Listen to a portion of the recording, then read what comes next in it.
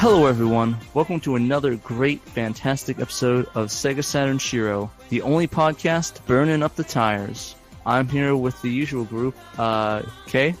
Hi. Claire. Hey. Dave. Yo. And then some other unimportant guy, but he doesn't matter. Just ignore him. Anyways, we have a lot of great stuff in store, guys. Today on the episode, we're going to be talking about racers, but not the way you think. We're going to be talking about more obscure racers and racers on two wheels. So it's going to be very interesting, and we got a lot of fun games we want to talk about. But before we start off, let's give some updates. What do you got for us, Dave? Well, first and foremost, I finally did something that'll make Patty Cakes proud, and that is I picked up a VGA capture card. Yes. And since my entire setup is based on VGA output, Dreamcast, PS2, PS1, Saturn, everything is going VGA for me, using the XRGB2 and the Waka and all that jazz. I went with like an Epiphan VGA to USB, and so I will be soon putting out video that doesn't look like shit.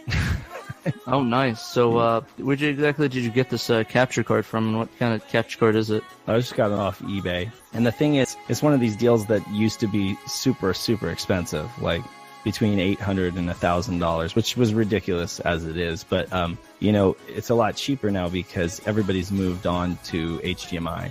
It's pretty much standard like Elgato's and Avermedia's and whatever the newest, greatest thing is. But all I really need to do is capture, 640 by 480 VESA, VGA from the Dreamcast and from the Saturn and stuff like that. So this is going to be perfect. It's going to capture, 60 frames per second, and that's going to allow me to make some better videos. So that's exciting. And then what else? Just playing a lot of Sonic R. Really got into that, really got my money's worth out of that game, I think. And, yeah, I see all your racing times and your face just getting happier and happier as your times get crazier. It's kind of funny seeing your facial expressions evolve in those posts. You're being serious? Well, yeah, it's funny. Like I'm seeing you, the times getting posted, and your face is getting happier when it gets shorter.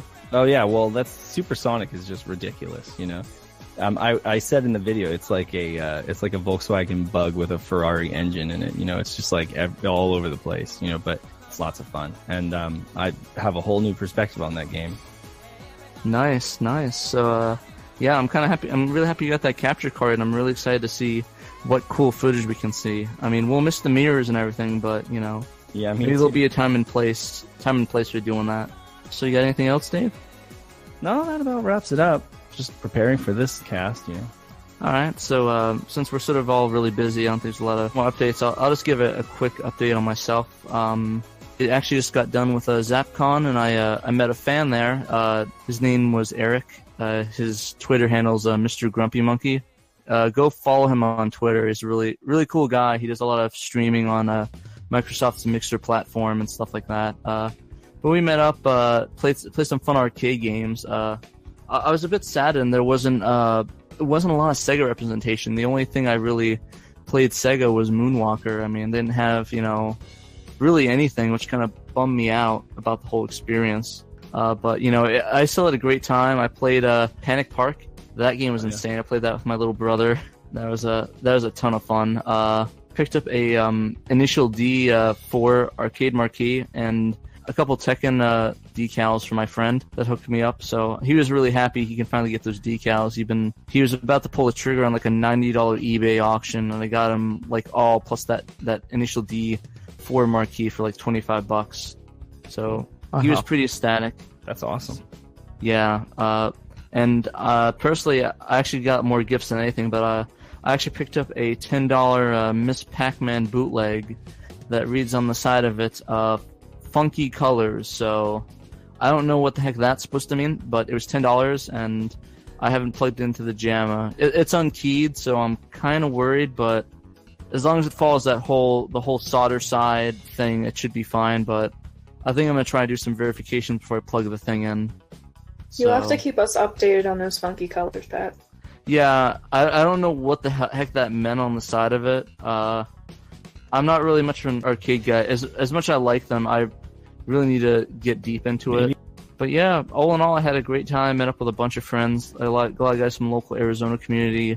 Met up with John Lester from he does his own channel on gaming. So he does the Game On Expo. So we just talked about bringing the PVMs there. So hopefully we'll be seeing those there at Game On Expo in Arizona on August 11th through 14th, I think, or 12th through 14th.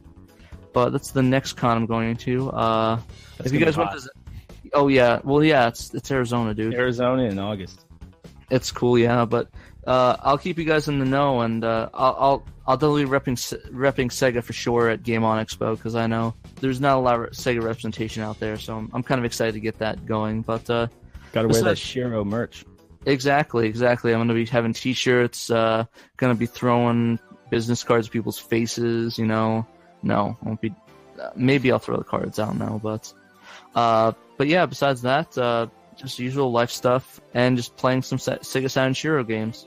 Or Sega Saturn games, sorry. I'm going to be playing Sega Saturn games. There we go. Transcended. I'm a little bit out of it, but we'll get that. But yeah, that's about it.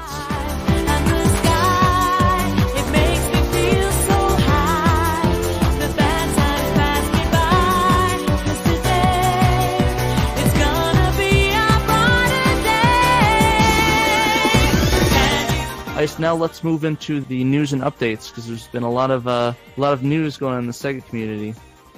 Why don't we start off with the bad news first? Because there's a lot of good that's happened in the past couple of weeks, but for Panzer Dragoon fans especially, things haven't been going so well. Oh man. Yeah. So they canceled the remake. No, no they didn't do that. So what happened was, unfortunately, they had to delay the Panzer Dragoon Saga Resurrected soundtrack on vinyl. There seemed to be a issue with manufacturing. Essentially, what they basically broke it down to was that the manufacturer was shipped out to the partners, but they after looking at that and the samples, there seemed to be a manufacturing error that really affects the entire run they did. So they're probably gonna have to throw out a lot of what they did. And to be honest, I'm not as sad about it. I don't know about you guys, but I'm kind of happy that they realized that it wasn't up to snuff and they decided to hold it back and release a better version. Sure. Absolutely. I agree with you there. The only people that I do feel for are some of the people who bought both the CD and the vinyl together. Mm-hmm. Haven't yet got their CDs because they were going to be shipped together for cost's sake. So there are people who are still waiting on getting anything at all. Thankfully, we did get those MP3 versions on the 20th anniversary, but yeah, I know a lot of fans are kind of chopping at the bit to have those vinyl records. I'm definitely one of them. My turntable's sitting there looking at me in front of me. Is like, put the record on the table, please. I want to listen to. But they know you guys have high expectations, so. Oh yeah. Blow it, you know. That's what I really appreciate about it. I hope they'll be able to rectify the shipping issue with maybe just sending out the CD or doing something. But like Claire was saying, they have the MP3s, so that held me over really well. So I've been listening. Actually, I actually downloaded that, by the way. I think I mentioned on the last podcast. I forgot. I actually did listen to it, download and listen to it this time. Great album. I'm glad you liked it, Pat. I loved it as well. Were they like really compressed, or did they offer like FLAC or like some lossless? They offered a FLAC and lossless option, so I went with that. But I upload all of it to Google Play for my car. Cool. So unfortunately, it probably does more MP3 encoding due to the Play issues. But it's on there in FLAC, so it's been added to the archive. So we'll be seeing that soon, guys. And hold on tight, and you'll be rewarded shortly. Yeah, nice. And when it rains, it pours for Panzer fans, because I don't know if any of you have been following this, but the composer Sayori Kobayashi was to perform at Universal FanCon this weekend. She was going to be playing some of the songs from the new album with the Triforce Quartet, and that con ended up canceled altogether. So, whoa, what? Yeah, the whole con ended up being canceled. They didn't have the funds to move forward. Oh so, my god. The people who were looking forward to seeing Sayori Kobayashi this weekend aren't going to be able to do so. Oh my gosh, that's just awful. How short notice was it canceled? Just a few days ago. So I saw I meant, like, how long until it was, like, about to go on? Was it, like, the day it was going to go? Oh, it was this weekend that everything was going to happen. Oh my so it gosh. was really short notice for both the guests and the people who were They just didn't planning sell on enough attending. tickets or something, or That's what it seems like. wow. But I'm really hoping that she'll be able to come back to the States another time. I had thought about going to that con, and then I ended up having other plans with school. But I'm really hoping that she'll have the opportunity to come back, because I know a lot of people were really looking forward to seeing her. I imagine she must come. She might come back in some capacity. One of the concerts I was actually lucky to go to. It's kind of unrelated, but I guess maybe just the sympathize with it that I went to is one that's based off of JoJo's Bizarre Adventure. They had the guys do all the intros for the songs, come and do the entire like intros for all of them, and I thought it was extremely magical and one of those concerts that you'd never see ever again in the States. So I'm hoping that people will be able to experience that and, you know, come back with something really memorable and be able to have that experience. And that, I guess that's what really bums me out the most about it, is that people won't be able to have that experience I did with something I really love. So I hope that people will be able to do that and we get those MP3 recordings on YouTube. Definitely. Well, I guess that's enough about the bad. Do you guys want to talk about some of the better things that have happened in the Saturn world this week? Yeah, this is kind of a bit stretching it in terms of Saturn, but the Shenmue 1 and 2 remaster release. As people know, that started off on the Saturn as the Virtua Fighter RPG Akira story, and eventually became a really original game with that sort of Virtua Fighter feel, but with original characters in it, with Ryo Hazuki and that whole storyline. But yeah, the Sega announced that it's FES Fest, that they're going to do a remaster of 1 and 2 for PS4, Xbox One, and PC. So I'm very excited to see where that goes. I know a lot. I know we're all Saturn, but I know that a lot of people are invested in Shenmue and the Saturn community as much as the Dreamcast community. Mm-hmm. So I don't know. Are you guys going to be playing it? Playing the remaster, or are you guys going to be trying it out, or are you guys going to pass on it?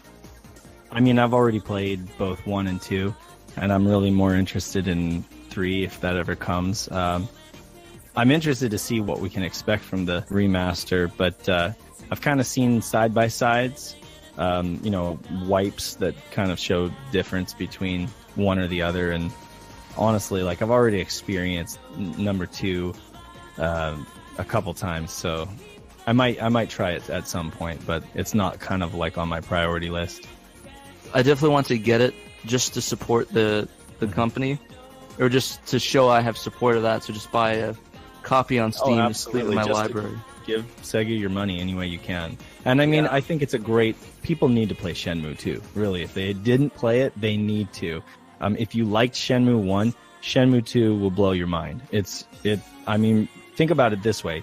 It's all one vision, it's all Yu Suzuki's vision, and it was an insanely great game. Kind of slow in the beginning, but you get past that street chase thing, and then it gets really moving, and it kind of snowballs. It's really, really good. Nice, yeah. So check that out, guys, and hopefully when it drops sometime this year, just buy it. I mean, even if you have the game, just buy it. Just to show Sega, we want this.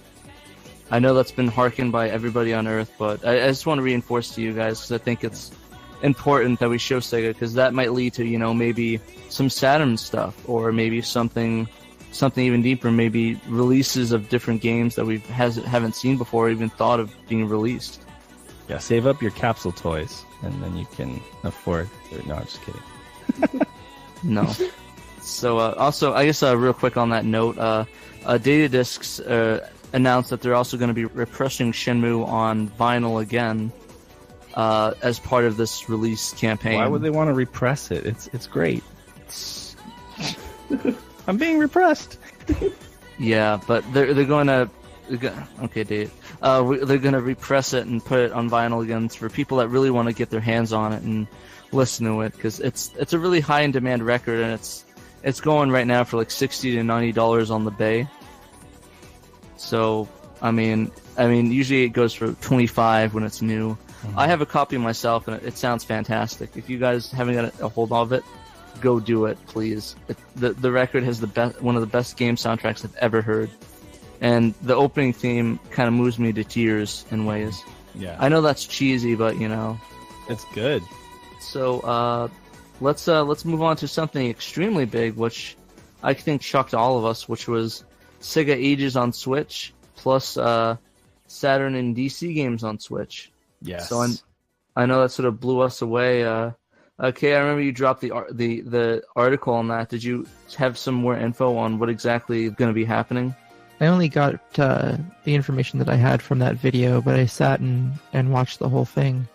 And they're releasing Sega Ages on the Switch, with one of the games being Thunder Force 4. And they're not using the Mega Drive version, they're actually going to be using the Saturn version. Oh, wow. Yeah, it's kind of a big deal.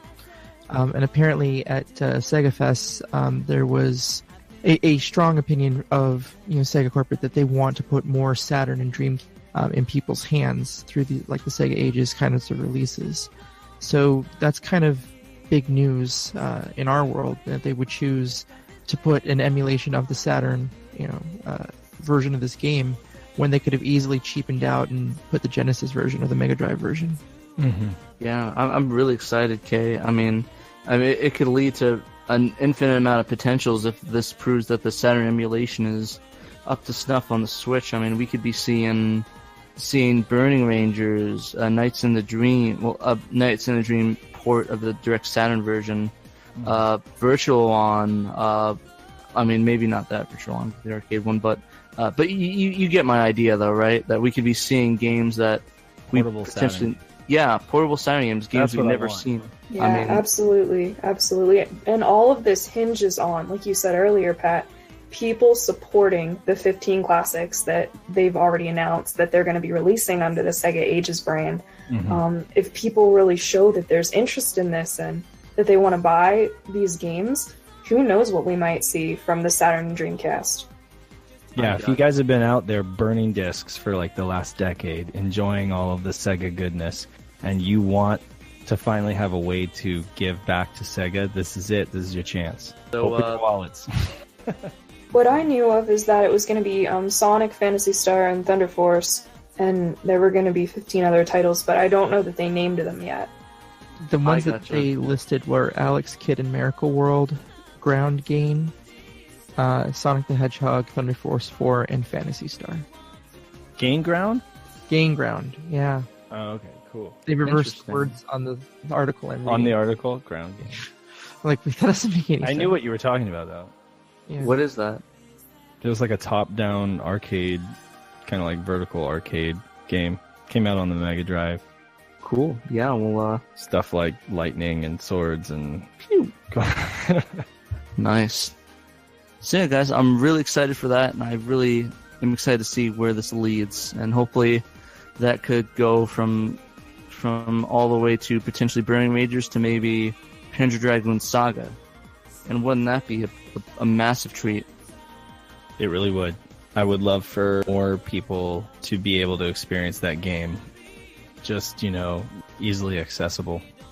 All right, so for our final news update, why don't we talk about the very bizarre Kotaku article that really came out of left field, which was the article by Chris Kohler called "Two Guys Making New Sega CD Jewel Cases Are in an Accidental War." Now, this was a bit of a bizarre story. I mean, it's just bizarre the fact that it got so much mainstream coverage. I mean, let's be honest, who really cares about us Saturn guys in the big picture of gaming culture, right? But essentially what happened was initially the one collector from VGC Collection started release these CD cases for the Sega CD, but due to the copyright and price and technical feasibility, it just wasn't doable. So what he did was basically put it to a sideline, and a couple years later he found the copyright lapsed, and he had the funds and means to do it. Or at least it was a little bit cheaper, and as he was doing it, he found out that Limited Run Games also was doing a take on it as well, and it was now it seems like it's going to be a competition sort of thing. It looks like that they're heading to. I don't think they maybe wanted to do it, or they don't want to do any hostilities. It's just kind of bizarre. So, I mean, unfortunately with the VGC collector cases, it's going to be starting off a bad footing due to the issues that we've talked about in the previous podcast with the inability to close and some of the inserts being different. But to my knowledge, the limited run games are supposed to be 100% the same down to every detail. So, I mean, to be honest though, right now it remains to be seen what's gonna happen and move forward. But wanted to see what you guys thought about it. Yeah, what I found most interesting in that article is that VGC Online actually said that he hoped to correct the problems that we noted with his cases in the next run that are made. So, I mean, if his customers have the confidence that they'll be fixed, I don't know, maybe he will be a contender against Limited Run. Yeah, so I think that Limited Run, having the experience they do with all the other releases that they've done, I think that they know how collectors can be and how they want something that is, as close to, if not exactly like the original as possible, to appease, whatever OCD or whatever, they just want it to be perfect, and so that's why I think Limited Run is waiting, and that's why I think that I'm optimistic about what product they're going to put out. I hope this guy is able to create good competition in the market, because that'll benefit us in the end. But I'm still kind of waiting to see what Limited Run does. Yeah, I mean, and so far there's been no announcement when it's going to be released, no definitive date. It's basically we're working on it. And I mean, hopefully this guy can make Limited Run drop their price, because maybe with another competitor out there, they might, try to make it even more affordable. Who knows? Yeah, it definitely remains to be seen, but all we can do right now is just unfortunately play the waiting game and hope to move on. I was looking online, apparently he dropped the price by $10 to try to move the stock, the VGC Online. So if you guys are looking for cheap cases that, maybe not be the best, but they get the job done, I would go ahead and buy a couple, or at least get one. Alright guys, let's close out on the news and move on to our obscure game of the cast.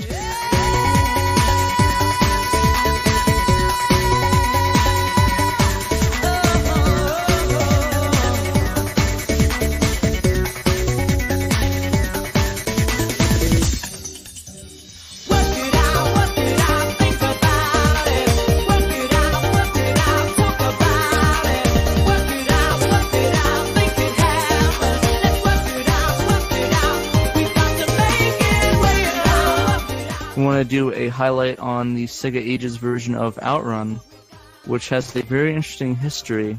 Originally released on Sega Ages Collection in Japan as a singular disc, and later on was ported by Working Designs in the Sega Ages Collection. And it really is one of the strangest releases on the Saturn. And I know Kay has some experience with the weird differences with it. Is that right, Kay?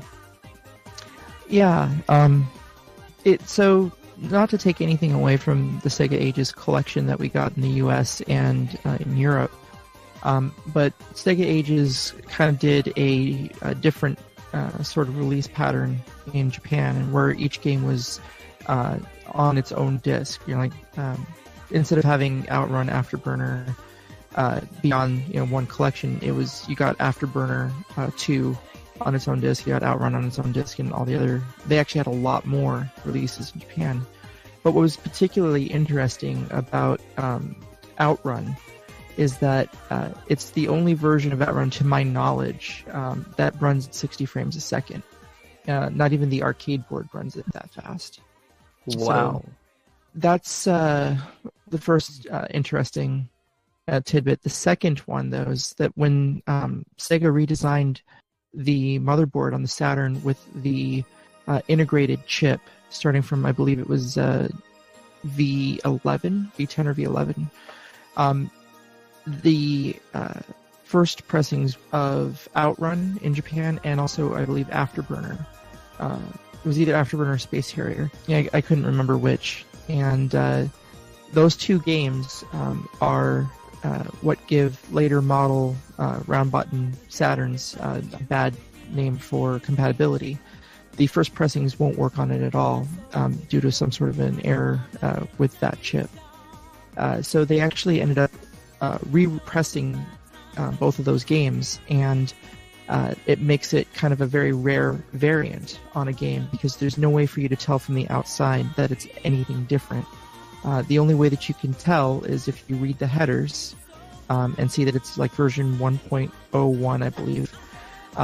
Or you can read the ring code, and the faulty version, or the first pressings, are P1C, whereas the ones that work across all Saturns have a ring code that end in P1K.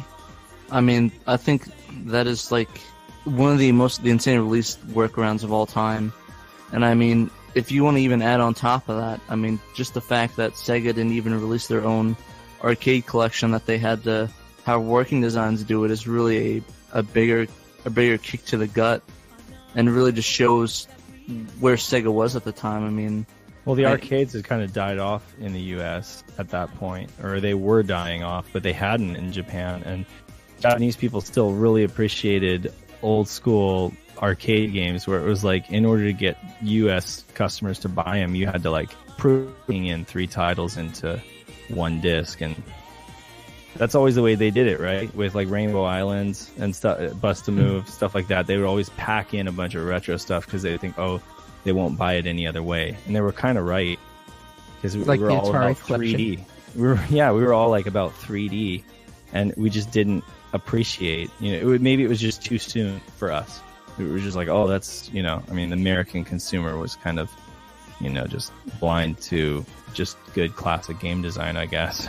Yeah, and I think the other thing is just the way the Japanese arcade culture was there, where, I mean, a lot of the machines put the game in and just switch out the title cards. There's all generic, candy cabs like Astro Cities and Astro Cities, Blast Cities, all these other arcade cabinets. Mm-hmm. And it's like, it really just makes it a lot cheaper and easier to get the arcade boards and make their money's worth. I mean, a lot of the American ones were basically just, large cabinets that were specific, like Tekken or any of them, Die Hard Arcade had specific decals, and I guess it just was a different mentality that really might have been the downfall of arcades in the U.S.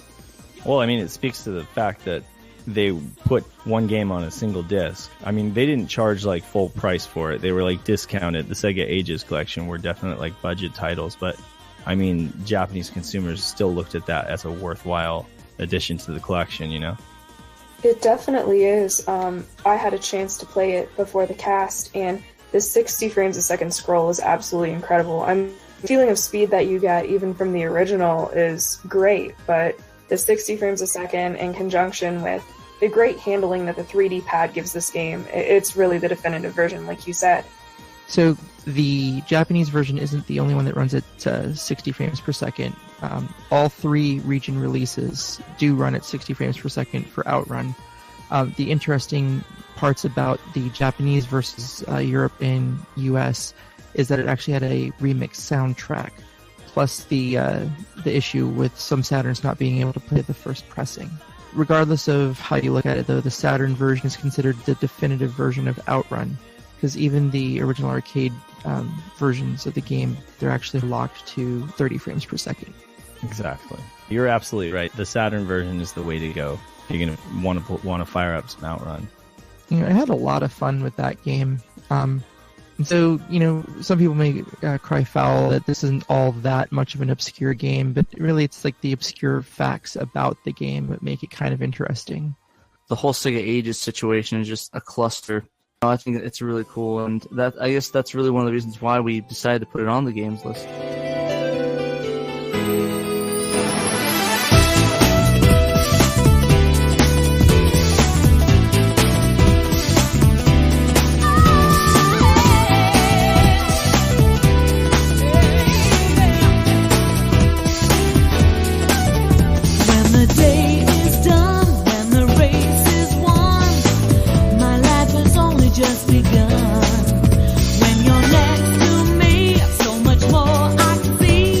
And now, let's dig deep into our main topic, two-wheeled racers and non-conventional racing games.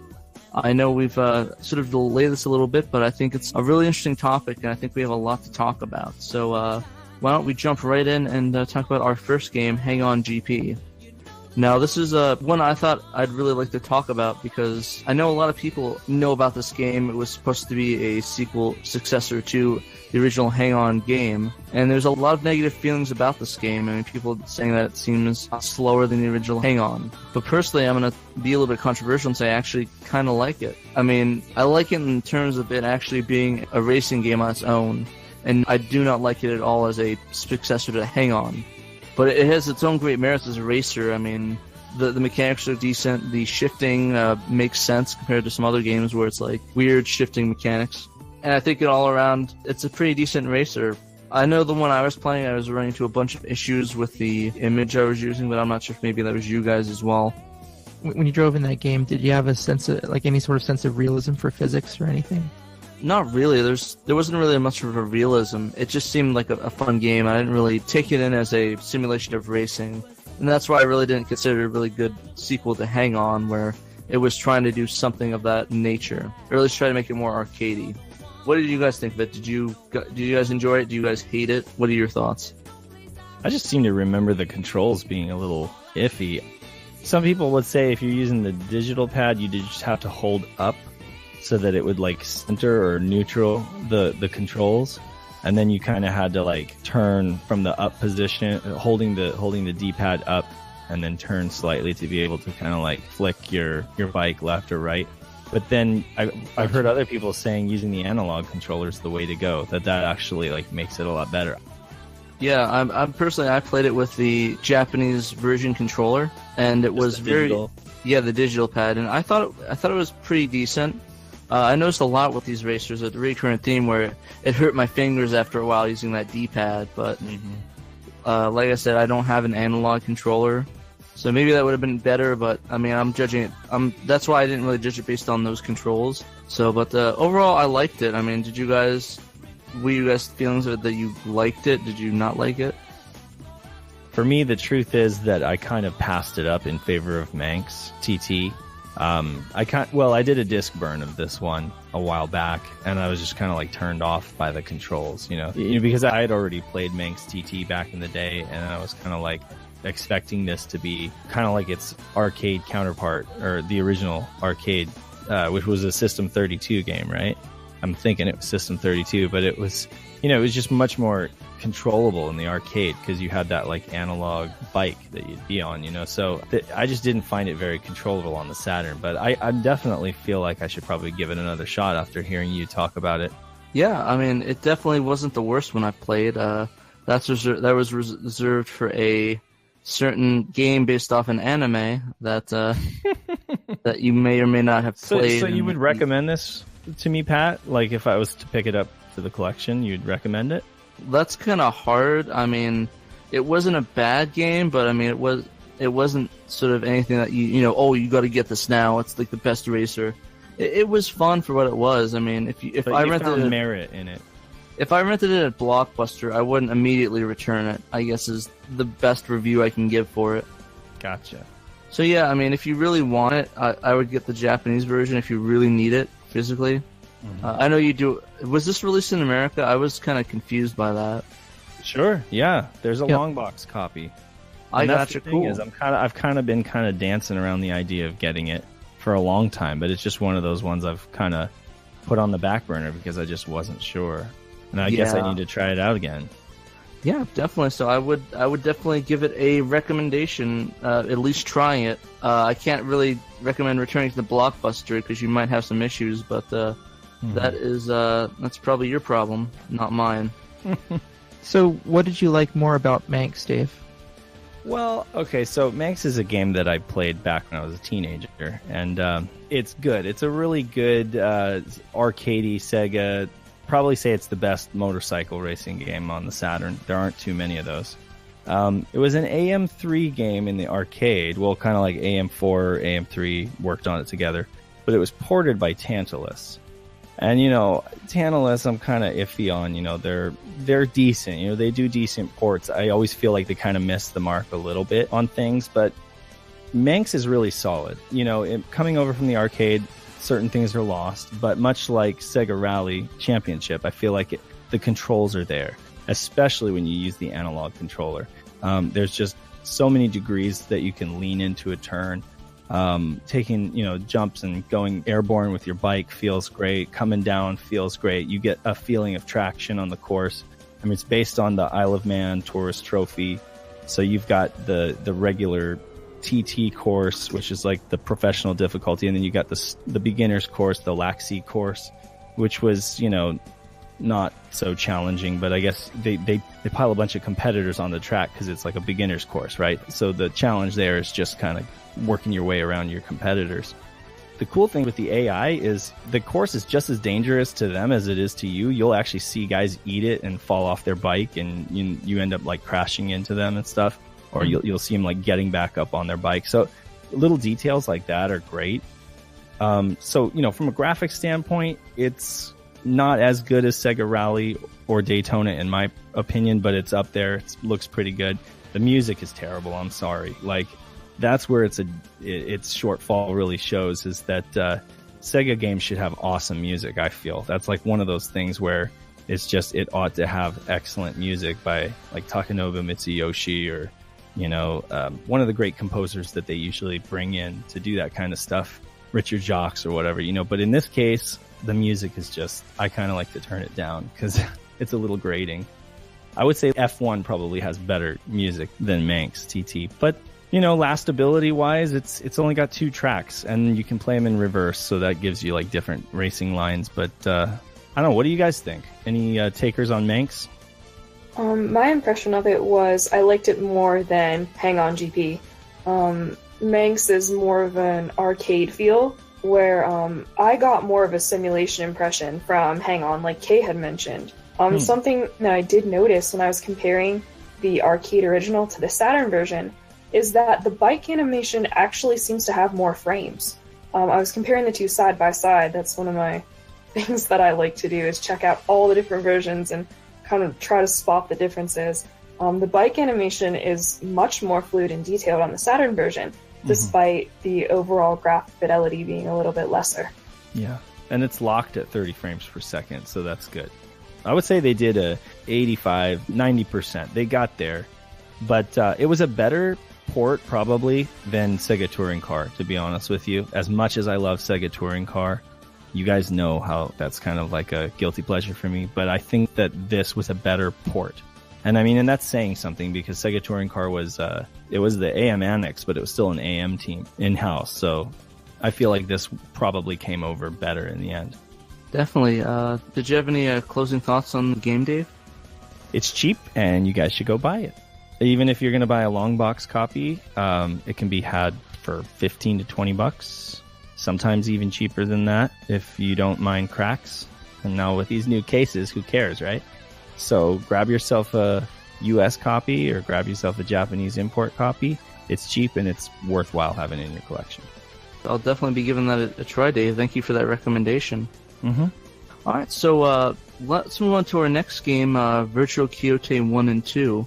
I know Kay was rip-roaring ready to talk about this title. Very excited. I didn't. Yeah, rip-roaring. I didn't.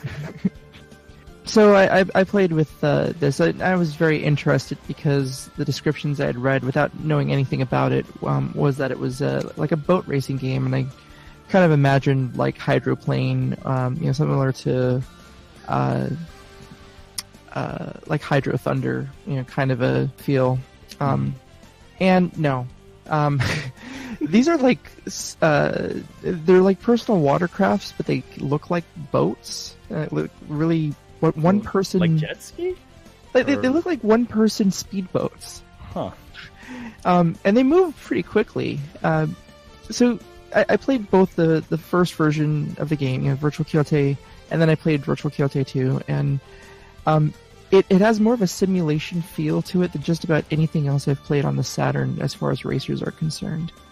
And it was actually to the point where I don't want to give anyone an improper impression. This is not an English-friendly game by any means.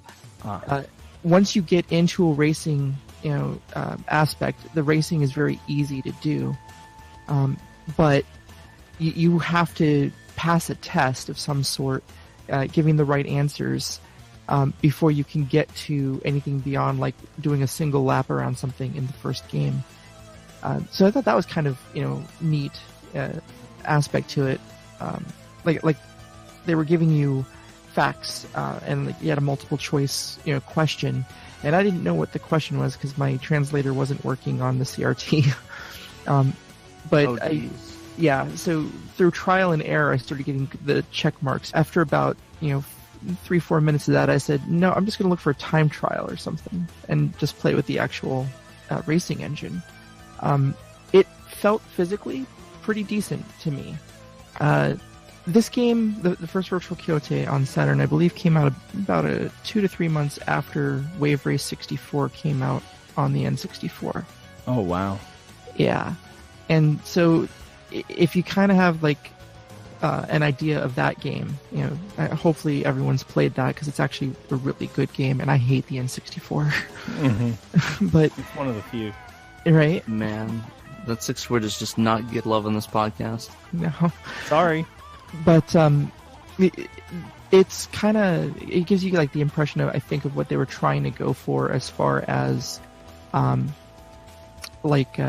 style of craft. It's definitely not a jet ski, but in any case, turning in that game was really easy, and it felt natural, and it felt physically correct. Whether it was arcade or not, the controls felt pretty solid to me. But you really just go around in a circle. Like Ben-Hur? It's like the pod race. Oval? Okay, guys, I gotta tell you about my experience with this game. So, I played this game for the first time last night at about 3 a.m. And I put it in, and I struggled through the questions that Kay was talking about. And then I played the first track, and it was driving in a circle. I was like, okay, this is like the first track. Kind of getting used to the controls, right? So then I go through like another section of translated text and struggling through that. And it's another track that's a circle. I'm like, huh. So I took that game out, I put in the second one, and the track was a circle again. I'm like, why is this game, like, I kind of went into it expecting like a Wave Race 64 or a Hydro Thunder, and I guess for what it is, like Kay said, the boats handle really great, but there's just not much there. There's no wave physics to, keep you interested that way. Mm-hmm. It's really more of a driving game. I mean, yeah, you're racing other people, but there's not much interest as far as track design. So the takeaway is, if you like NASCAR and you like boats... Don't forget, if you like being confused if you don't speak Japanese as well. So I'm going to be honest, I tried playing this, put it in, and also there's a bunch of Japanese tests, and I was like, I'm not doing this. This is one of the more interesting of the games that I tested, only in that the control scheme didn't follow from the first game to the second game. Like a different button was accelerate, and that was a little off-putting when you're again driving around in a circle, right? Not too much else to do. But the physics of the way that it drove was actually kind of interesting to me, and I don't know if Claire had this experience, but I was actually disqualified in one of my races because I didn't wait for the timer to indicate that I could go. And I went I did a false start, and it disqualified me from the race. And I've read some of the very few reviews. This game came to my attention because of David Kies had asked if I had known of any images available for the first Virtual Quixote game. I did eventually find it in a recent redump upload, but that kind of piqued my interest. I was like, oh, boat racing, it's interesting. Yeah, it's an interesting game, but I wouldn't waste a Taiyuden. Every once in a while you find out about a Saturn game that you've for some reason never heard of, and then you find out why you've never heard of it. Yeah, maybe it was kind of the best that stayed in Japan.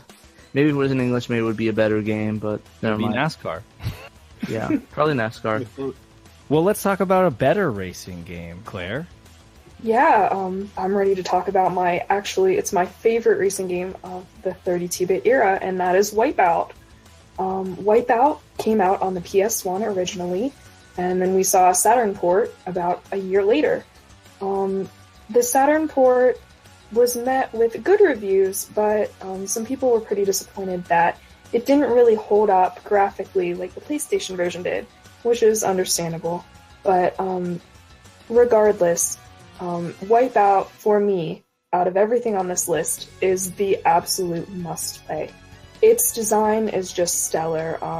The designer's Republic, an English studio who has worked for, clients from Coca-Cola to Sony to Cartoon Network, actually handled all of the designs in this game. So everything from the user interface to the craft design. So immediately whenever you start up Wipeout, you're met with futuristic, minimalistic, very marked aesthetic. So basically, at its core, Wipeout is it's a hovercraft racer that also includes some kart racing-like elements with weapons that you can use to take out your opponents. As an anti-gravity racer, the physics are pretty interesting when it comes to controlling your craft. A lot of the steering is actually done with the shoulder buttons. You have air brakes on your craft that you utilize to make turns, and it's certainly not a pick-up-and-play game because of that. The float physics take a lot of getting used to, and, had I not spent a lot of the time with this game back on the PlayStation when I was younger, I don't know how quickly I would have adapted if I had just played this game before the cast like I had with many others. I have to say, though, that despite having some of those missing transparencies and a 20 frames per second run speed compared to the PS1's 30, I think that it's almost just as enjoyable as the PlayStation version. There's one little thing that you're missing out that I think is incredibly important, and is that the fantastic musical score. Yes. Yeah, but we didn't get Left Field or the Chemical Brothers or Orbital because they didn't get those licenses for the Sega version. So we got Cold Storage. My friend describes the Wipeout series as a fantastic soundtrack that has a game that comes with it. But is he talking about the Saturn version or the PlayStation version? Just all versions of it. I mean, the entire Wipeout series, he feels is a soundtrack album that also comes with a game. That the music is so good that it's really an injustice it's not released on vinyl like these other games that are coming out. My biggest grievance with it was just those cool tracks being missing. Definitely. Your friend's impression is definitely spot on, Pat. This game was actually created to sort of appeal to fans of EDM and club goers. It wasn't really marketed toward, the usual racing crowd. It was marketed toward these players who might not normally be into racing games. And I think that's why it appeals to me so much, because, I like a racing game here or there, but Wipeout is different for me. It's really just the overall presentation and the aesthetics that I love about it. Mm-hmm. And playing on the Saturn D-pad I think, feels better than I mean, if you're just comparing when it came out on the PlayStation, that was pre-DualShock. You had the PlayStation's D-pad, or you have the Saturn D-pad, and I think it feels better on the Saturn. And it definitely is challenging on the Saturn. The controls, I feel like it's a little bit of an added challenge playing it on the Saturn, which I enjoy. If it wasn't just for the music thing, but still, the Cold Storage tracks are good. So, Claire, how does it stack up next to Wipeout 2097? Well, Wipeout 2097, in my opinion, is an improvement over the original in almost every aspect. The design only gets stronger. You have the same number of tracks in each, but I thought that the second game was more unique than the first.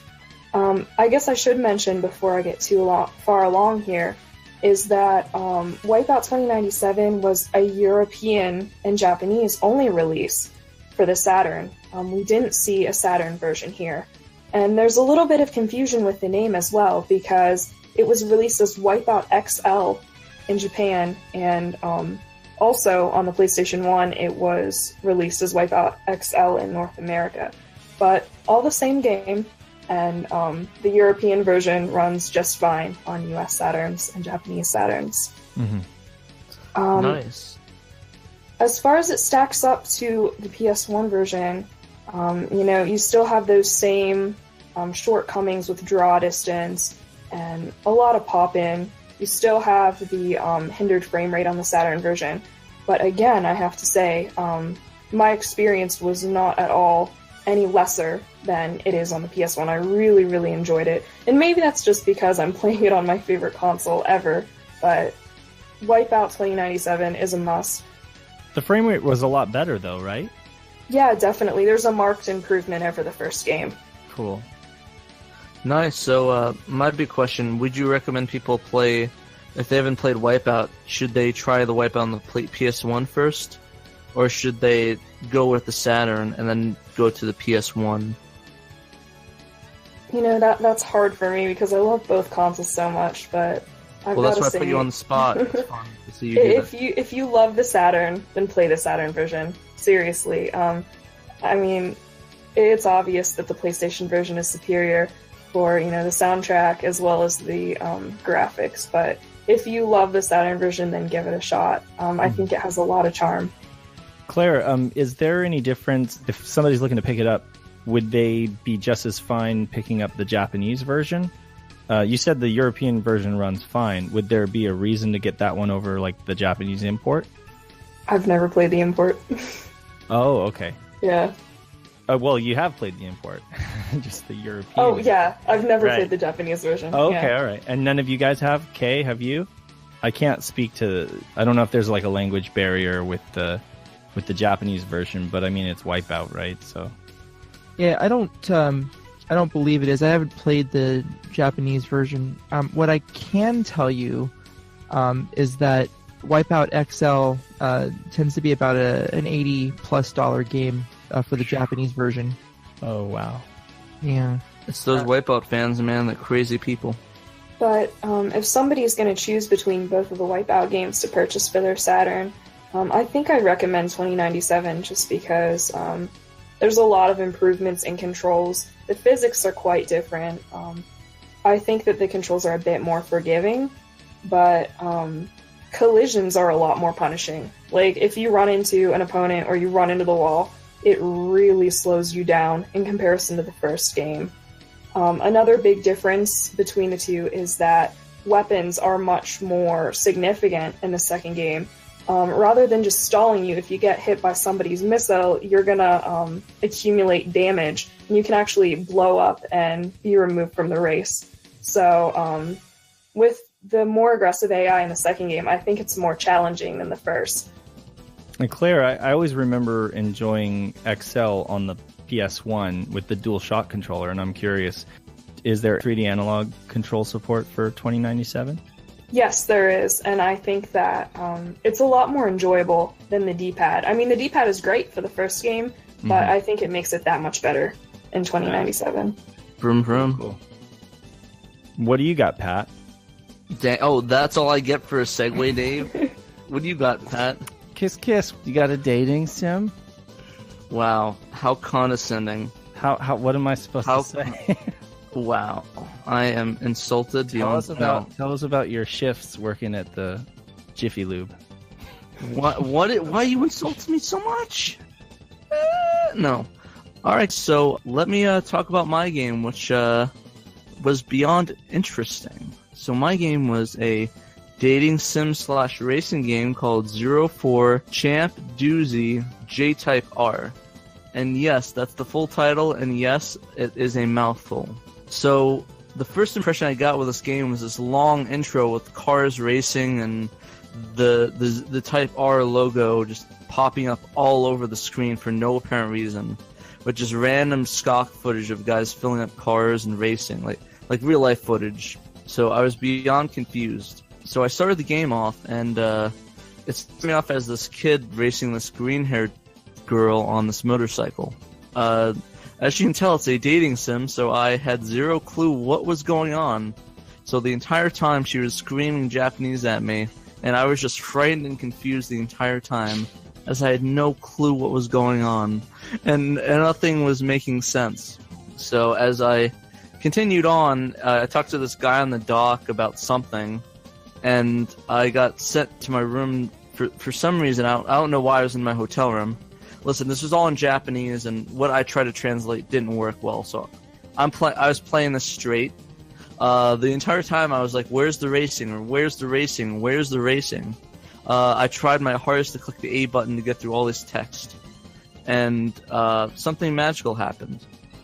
I met a guy at the San Francisco Bridge, and we were talking for a bit, and I didn't really know what they said, so more screaming at me in Japanese, so I talked to them a little bit more, and I got their number, and it turned out that that guy was a girl.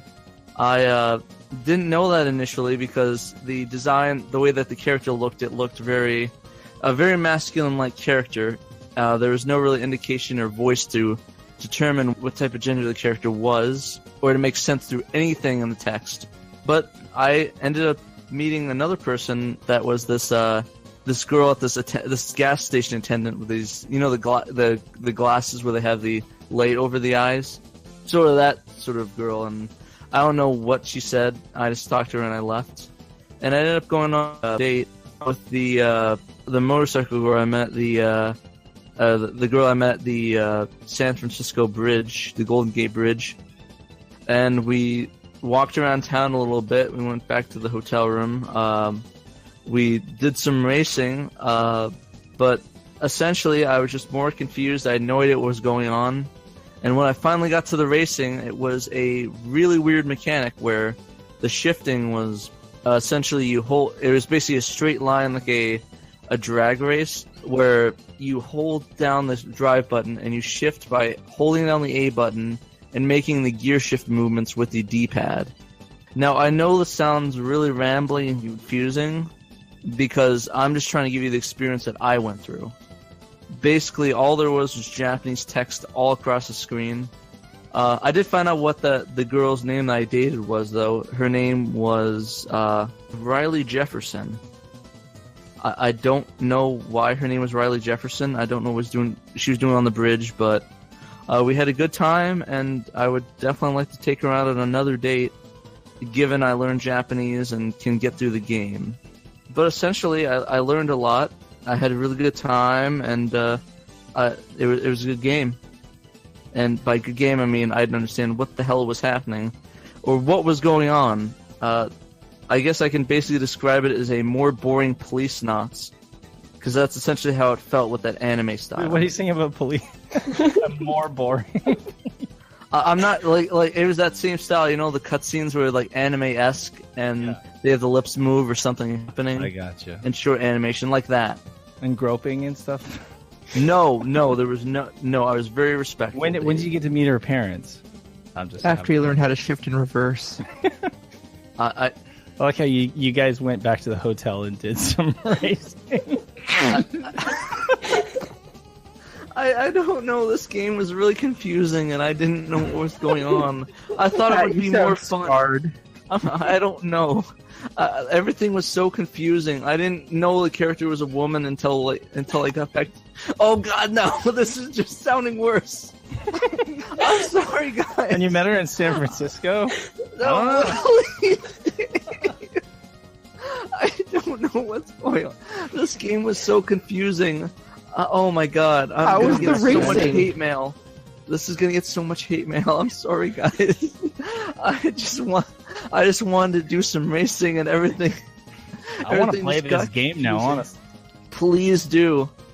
I essentially gave you my experience. It was what's funny is this is one of those games that pops up when you're on eBay and you're sorting like Sega Saturn low to high. It's like on the very bottom, like cheap budget bin, you know. It's like one of the first games that pops up, so it's super easy to come by.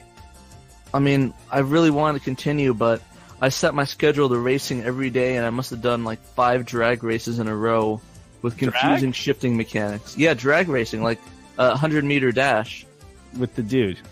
No, it was a girl. Oh, okay. You said it was a drag race. Never mind. Wow, Dave, we're getting banned from iTunes thanks to you. So Dave. it appears as though this Zero for Champ series, there's a whole bunch of games that came out in it starting in 1991 for the PC Engine. I haven't had a chance to check any of these out myself, but it looks like there are about 8 or 9 releases in this series, and I'm wondering if they're all dating sims like you're describing. Are any of them like in English, or are they all Japanese? No, it looks like they're all Japanese. Yeah, I mean, did you guys? I'm gonna take a guess and guess you guys did not play this one for obvious reasons. I want to now. It sounds I interesting. kind of do too, actually. Yeah. No, I mean, Alright. dating sims were popular in America. We didn't get Sakura Wars, you know, we didn't get... How many other dating sims were there? Crazy ton. But I kind of want to play this for anime stream now. I kind of want you to play it for anime stream. I'd love to see it. Okay, well, this is definitely going to be in a one-off. No, actually, no, I'm going to see how far I can get, because I was just confused. I just want to see how confused I can get, like, not even translating anything. But, yeah, essentially, I guess for closing notes, my closing thoughts on it, she was a very nice lady. She was a good racer, and, yeah, I would not mind going on more dates with her. Yeah, so, let's, with that confusing mess, why don't we move on to a game that's less confusing and less shattering of my self-esteem, which is Cyber Speedway and Road Rash. So I only wanted to touch on Cyber Speedway very briefly. It was Dave. It was Grand Tracer, right, in Japan? yes, Grand Chaser. This game, I kind of got turned on to because of a kind of a rare Saturn-related audio CD. It was a radio promo for the Bygone Dogs, who did the soundtrack for the US version, known as Cyber Speedway. I picked it up not too long ago on eBay, and it kind of reminded me a lot of youth, my mid-90s alternative music that I really enjoyed back then. I gotta say, it's jarring in this game. Like, the racing aspect of everything feels fantastic to me. I actually spent a lot of time with this one. But that soundtrack just doesn't fit. And you almost have like the sense that they were pushing too hard to try and promote this band. Which is actually what happened. I believe it's the first Sega label where they signed a band up and tried to promote this band and got them on a bunch of different compilations. So yeah, the game itself feels great to me. It was the best of the ones I got to play, and the voice acting is cheesy. There's a storyline mode behind it. I felt the rockets were useless in this game. I didn't figure out. I could fire them, but I didn't figure out what effect they were having on anything. Maybe I'm just that bad at aiming. But it was fun. And I tried a couple of these racing games. This blows Virtual Quixote's circle out of the water. Anyone else get to play that one? Cyber Speedway? Yeah, Cyber Speedway. Yeah, it's, my impression of it was that it was always kind of a Wipeout clone because of the futuristic hovering craft kind of thing. But it definitely doesn't, once you start playing it, and I don't feel like it's as good as Wipeout. But then again, it's got wider tracks, and it also doesn't, once you get into it, the physics, it feels different enough that you feel like you're really playing a different game. And the craft that you're in, it kind of does this like wobbly kind of hovering thing over the ground, like it looks a little volatile. And we were talking about this before, the Cascade, but it has like these pulse jets or what did you call it? The booster? The boost. It kind of goes, it kind of like knocks you back on track. Like if you are getting too close to the edge and you hit like the shoulder button, it like boosts you in the opposite direction, kind of. So you can kind of like avoid obstacles that way, but it's a little jarring, or at least it took some getting used to for me, but I liked it. I agree with you about the music not fitting. It just sounds kind of like a Chili Peppers kind of band or something, and it's just so weird, you know, with a futuristic racer. It sounded like it would. I think you made the comment that it would sound pretty good like in X Games, or just something with a little bit more modern edge to that whole thing, but not futuristic. It didn't. I don't know if maybe it's typecasting, but I almost expect like a techno kind of sound to come out of a futuristic racer. Sure. Something like a driving beat and a lot of electronica, but just when it loops, it's especially jarring. Now, Grand Chaser does have a different soundtrack, which is why I typically prefer it, because the Japanese version has it's forgettable, but it is more conventional. Anybody else? Claire, Pat, you guys play that? Actually, I was too busy trying to get better at dating to play really anything else. Okay. So, Cyber Speedway came out around the same time that Wipeout did, and it was met with a lot of mixed reviews because people compared the two and said, this is just a cheap Wipeout clone, Wipeout's much better in its design and its handling and all these things. But, when I play the two of them side by side, which I kind of did, I played one right after the other today, I think that Cyber Speedway has its own merits with that unique boosting system that you use to turn. What was your impression of it, Kay? Did you think that Cyber Speedway is, worth playing on its own? I did play some Wipeout a long time ago, and I dropped it in, this evening, trying to have a little bit of a refresher. And I can definitely say I like the music from Wipeout better than what I was listening to. It felt more appropriate, but I spent at least an hour blowing through the simple mode and was starting on the advanced mode, and I can't say it felt very challenging, but it felt satisfying. And that's, out of all the racers that I got to play, the last week or so to prepare for this is the one that I have to felt I really just enjoyed it. Mm-hmm. And it's cheap, right? I mean, it's a really affordable game. Yeah, I mean, it's one that you see at conventions or used game stores a lot. And like a lot of these titles, they're essentially they're sports games. You kind of toss them to the side unless they're something magical about them. But I didn't find anything I hated. Even the really cheesy cutscenes and voiceovers had a little bit of charm to it. I have to say though that it pales in comparison to my favorite racing game on the Saturn, which is Road Rash. Like for two-wheeled racing, nothing for me is better than coming up alongside one of my fellow bikers and bashing him over the head with my fist or kicking him off of his bike. What's the point of racing if you can't do that? Right. No, we took a lot of time with the previous one, but I almost feel like Road Rash is kind of beyond needing to talk about it. It's almost like a universal phenomenon, even though they didn't really do well with later iterations of the game and the series. Road Rash kind of, for me, stands, I would say, almost head and shoulders above any other motorcycle game, simply because of its soundtrack. The play mechanics are fun, even if a little stiff.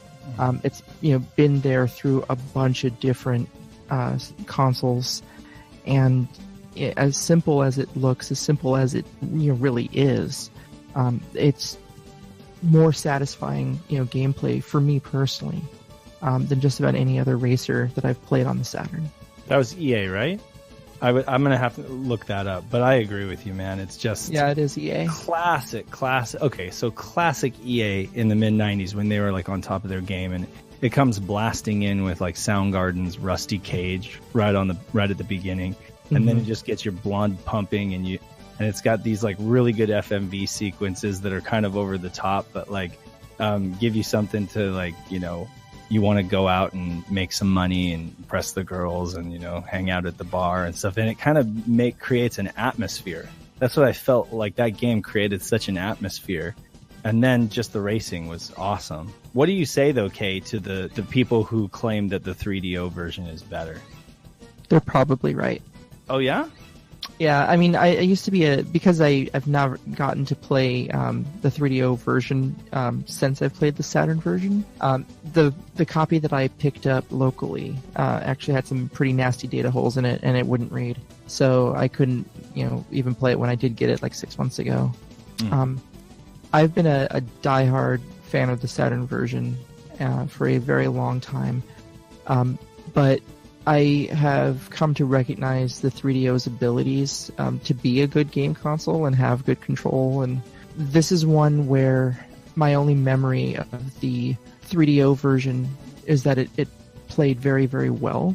It had that good soundtrack, good graphics for its time, and it's one of those things where I need to play the 3DO version in a modern setting because I'm just so used to the Saturn one. 3DO has some filters that it applies to make things look smoother or something. It might. The really sad thing for me is that as much as I do love the Saturn version, they really missed an opportunity by not allowing you to hear the soundtrack while racing. Oh, right. And the Sega CD version does actually have the licensed music playing during the races. We got to patch that. I know, right? I mean, we're able to add English into Lunar. I mean, add the Japanese voices into Maginite Ray Earth. I mean, I can't imagine how hard that must be to add music to something like that. Get your friend Cyber Warrior X. Yeah, make this a priority. Whatever he's doing, just cancel it. We gotta get Road Rash. The music's already in there, right? You just have to. I think it has something to do with the way that the executable calls out to the audio tracks. I remember reading about it maybe about a year ago, because this is about the time when Chris Cornell was found, and at the time I was really personally affected. Literally the night that happened, I was coming back from Seattle with a printer, to do some repro work, and they made the announcement of it while I was on the drive home. And I wanted to do kind of like a repro, collection of all the different versions of Road Rash, across various optical media, platforms. And that's where I discovered, first started seeing evidence of my, I would say, rose-colored glasses for the Saturn version. It still plays fantastically. I still love it. It's still my favorite racer on the Saturn. But it's marred by not allowing you to play that licensed soundtrack. And there's a lot of people who will, because I'm a Saturn fanboy, I'm quick to defend the Saturn, and I don't have much in the way of evidence to support why I feel the Saturn version was better than the 3DO version. It does play really well, though. It does. And I don't want to take anything away from that Saturn version, but I recognize my bias, and I see that there's a lot of opinion going towards the 3DO version. Well, what we'll do until we get a patch, just grab your 90s boombox, pop in some Soundgarden, and then when it says 3, 2, 1, start, you just hit play. Particularly started off with Spoon Man, though. Kickstand. There you go. Kickstand. Never mind, my idea was stupid. Do that one, Kay. Actually, you know what? I'm going to be honest. I think every game should be required to start with Soundgarden, as it probably is going to make it 20 times more awesome. But I might be a little bit biased, though. Could. That was definitely one of the highlights of that game. I don't think it would be the same without it, but it's such an awesome game. I was so happy when I finally picked it up, because for me it was kind of like one of those, not back burner titles, but it just wasn't like high priority. And then when I got it and I popped it in, I was like, holy hell, this is like way better than a lot of the other crap I've been picking up, I just forgot how good it was. Yeah, did you guys have any closing notes on Road Rash? How much is it? Is that one of those ones where you want to pick up the import, or is it fairly affordable on domestic? Let's do a quick check. eBay away. Yeah, it's like $20 disc only. Oh, yeah, okay. It's really not that bad. I gotcha. So, $30 complete. Good one to add to the collection, for sure. Yeah, definitely. Good game. You want to move on to Scorcher, is it? Hell yeah. So, Scorcher is a weird title. It's a very interesting title, too, because it actually started back on the 32X. It's this little, well, first of all, let's start with the production company, Scavenger.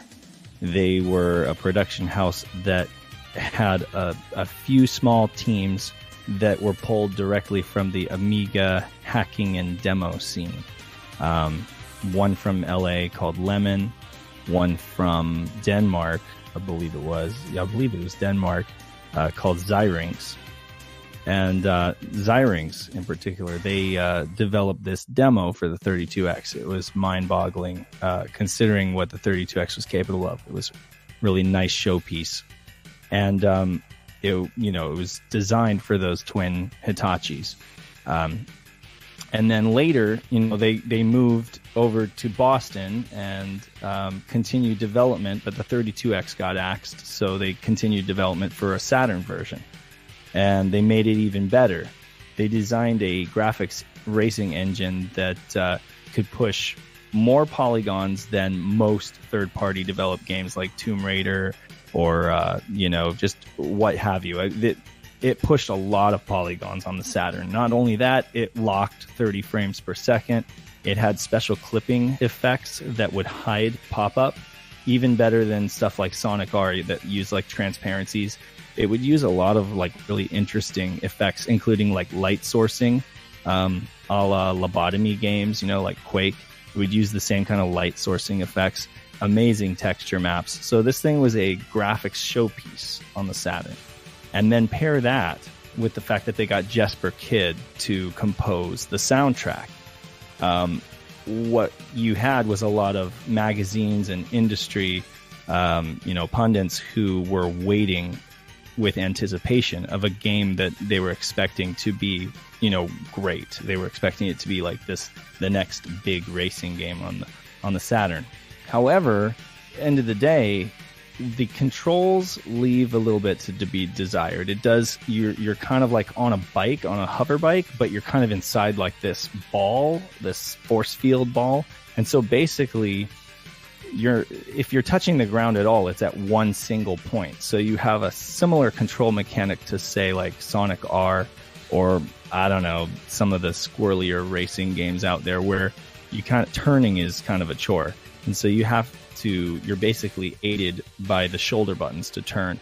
But there's also like some platforming elements where you're jumping from one part of the racetrack to another, and it kind of just gets a little confusing. And I think some people are kind of turned off immediately by just like the difficulty in the controls. And then also the fact that everything kind of looks dystopian and dirty and muted colors, and all the tracks kind of have the same kind of vibe, I would say. So I think it's a case of missed potential, because it was a game that was built on a graphics engine, basically, to show what the Saturn was capable of. But they really didn't have a whole lot of like game design chops in terms of like actually making these tracks interesting and actually giving this game lastability. What do you think, Kay? I know you played it. Yeah, I played it for a bit today. I have an interest in it specifically for a completely oddball reason that I'll get into in a little bit. But the gameplay, it felt kind of sluggish to me a little bit.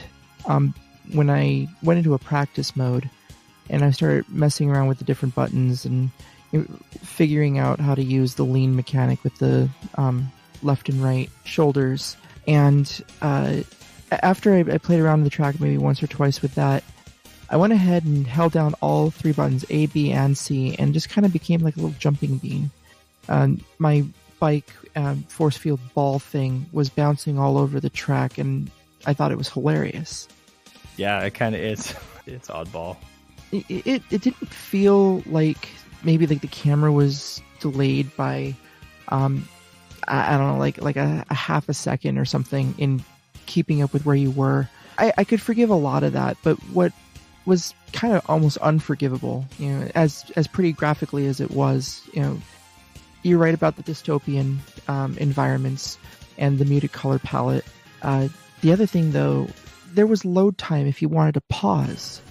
Why does it take a good 10 seconds to load up, a menu with options, during the pause menu. Oh, is that what they did? It was. See, I can't even remember that. I haven't popped in a while. But so you're saying you'd hit start and it would bring up a menu that would require it wouldn't. It wasn't that it brought up the menu immediately. The screen just kind of stayed there, for 10 to 15 seconds, and then the menu would appear. Oh my god! And so imagine that in reverse when you're unpausing the game. Because it took the same amount of time to, I guess, reload the track and the level that you were in at the same position where you were. There's something really unorthodox going on under the hood with this game. The same thing could be said of Amok, which was Lemons. That was like a voxel-based engine. But these things are like proof-of-concept engines that are kind of doing strange things with the hardware that are not really conventional. So I guess that doesn't surprise me. It makes me wonder why they just didn't make a basic rendered menu with just like a little tiny overlay instead of a giant menu that pops up. I mean, you'd think after testing it, it's 10-15 seconds to unpause it. Maybe just render over a little menu, like a little overlay, and stop the gameplay. I mean, you could probably accomplish the same thing doing that and load it in like half a millisecond. I have to say, this game was in the works for so long. I get the impression that between the 32X getting axed and then them moving development over to a different platform, and then them as a company moving over to the United States and getting their green cards or whatever and setting up shop in Boston and stuff, and then the Saturn's death kind of looming over the horizon, they were just trying to kick this final product out and make some money on it. I do kind of feel like it's unfinished. It has that feeling to it. Definitely, and one of the things I thought was interesting is the release of the game. I mean, it did come out in America and Europe, correct? Mm-hmm.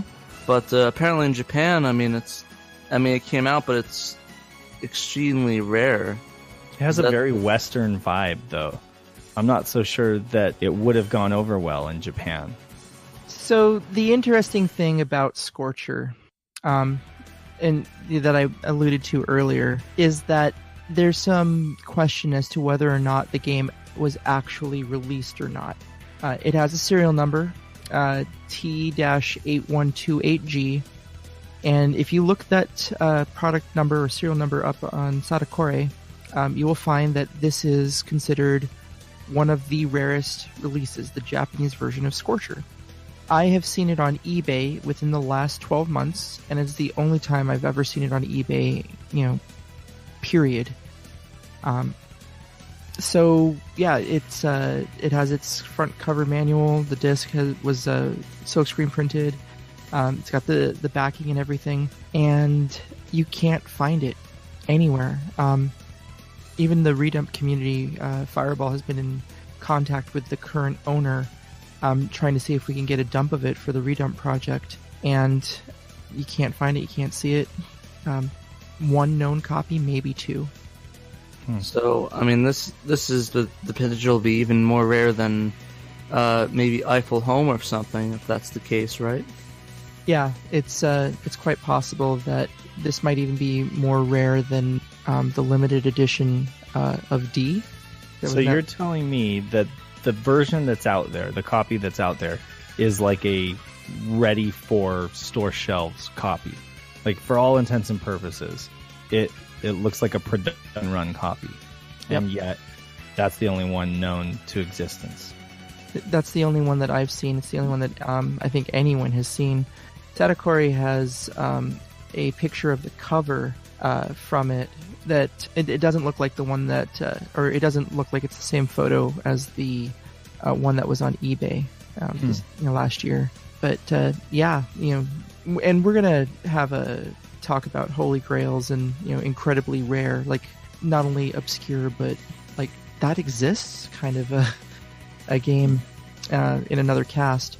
But it's not the first time that we've seen something like this, where the publishers went through the trouble of creating, manuals, cover art, back art, that sort of thing, for a game, and then having it still get canceled. I don't think anyone knows the story fully about Scorcher, but we do know that it does exist. Really weird. And maybe, hopefully, one day we'll find it in some missing crate of Sega Saturn games or something in some warehouse in Japan. It'd be definitely kind of interesting.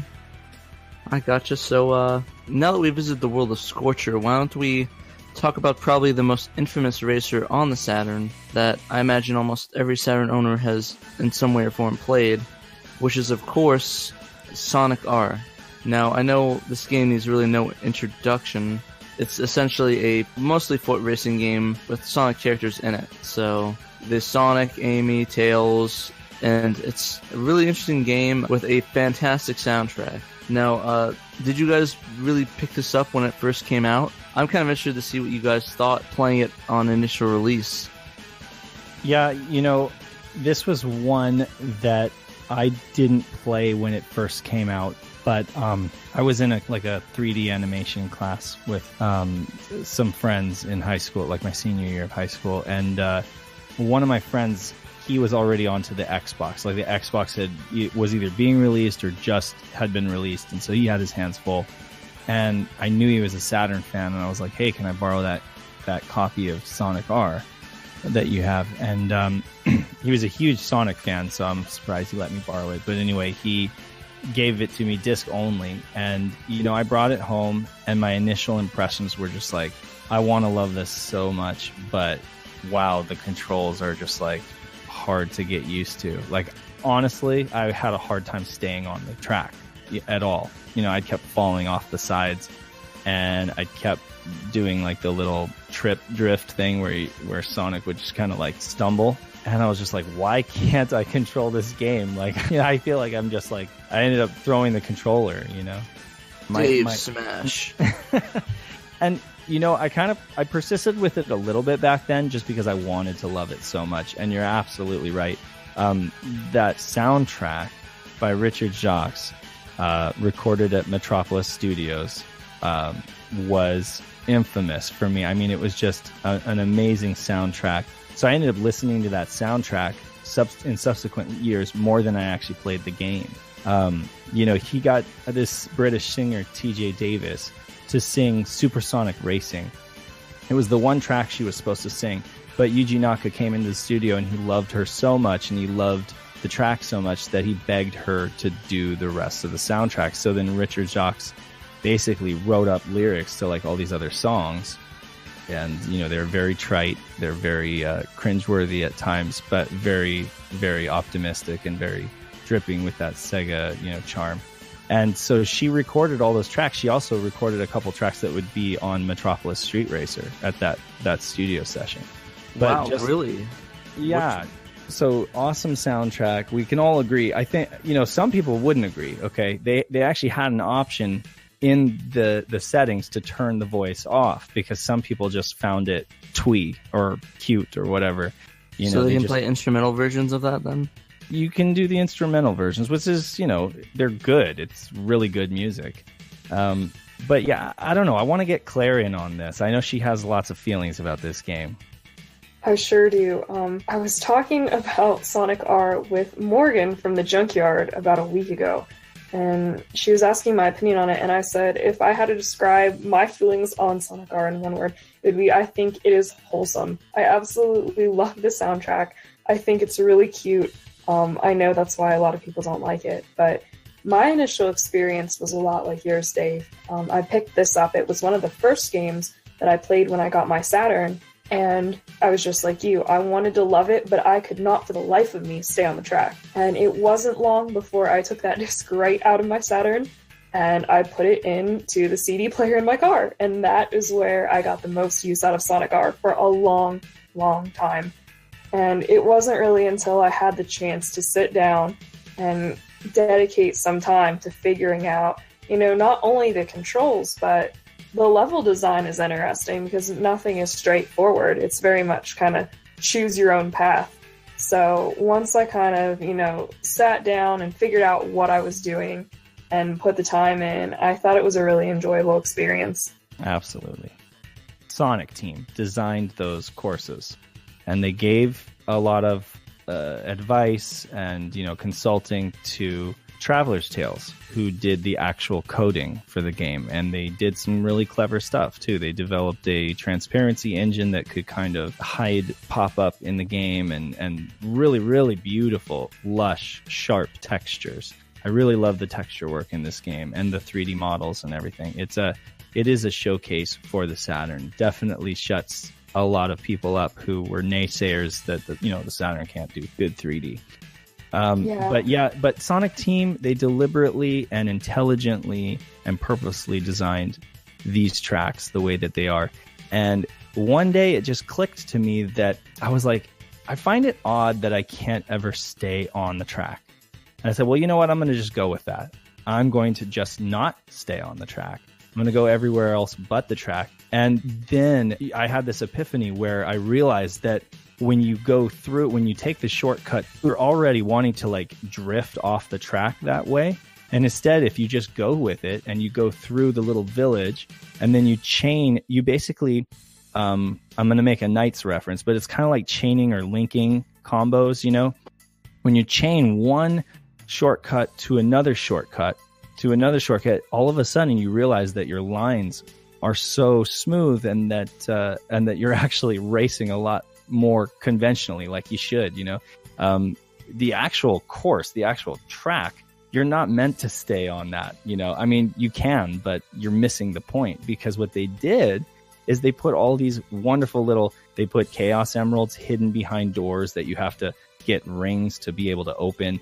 And then they also put Sonic coins on the track that when you collect all the, strategically placed Sonic coins, then you're able to have a one-on-one race with an unlockable character like Metal Sonic or Metal Knuckles, to give the game more replayability.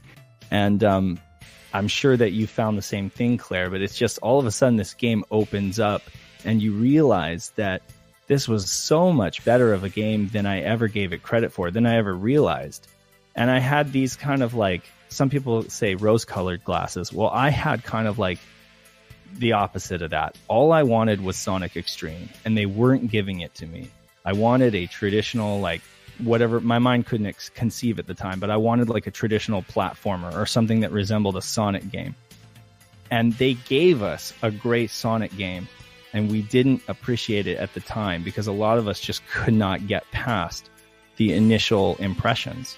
Right, and even more so when you're actually looking at the environments and realizing exactly what it is that the Saturn's pulling off. You mentioned 12-layer transparencies, as they called them, that allowed things to render in the way that they did.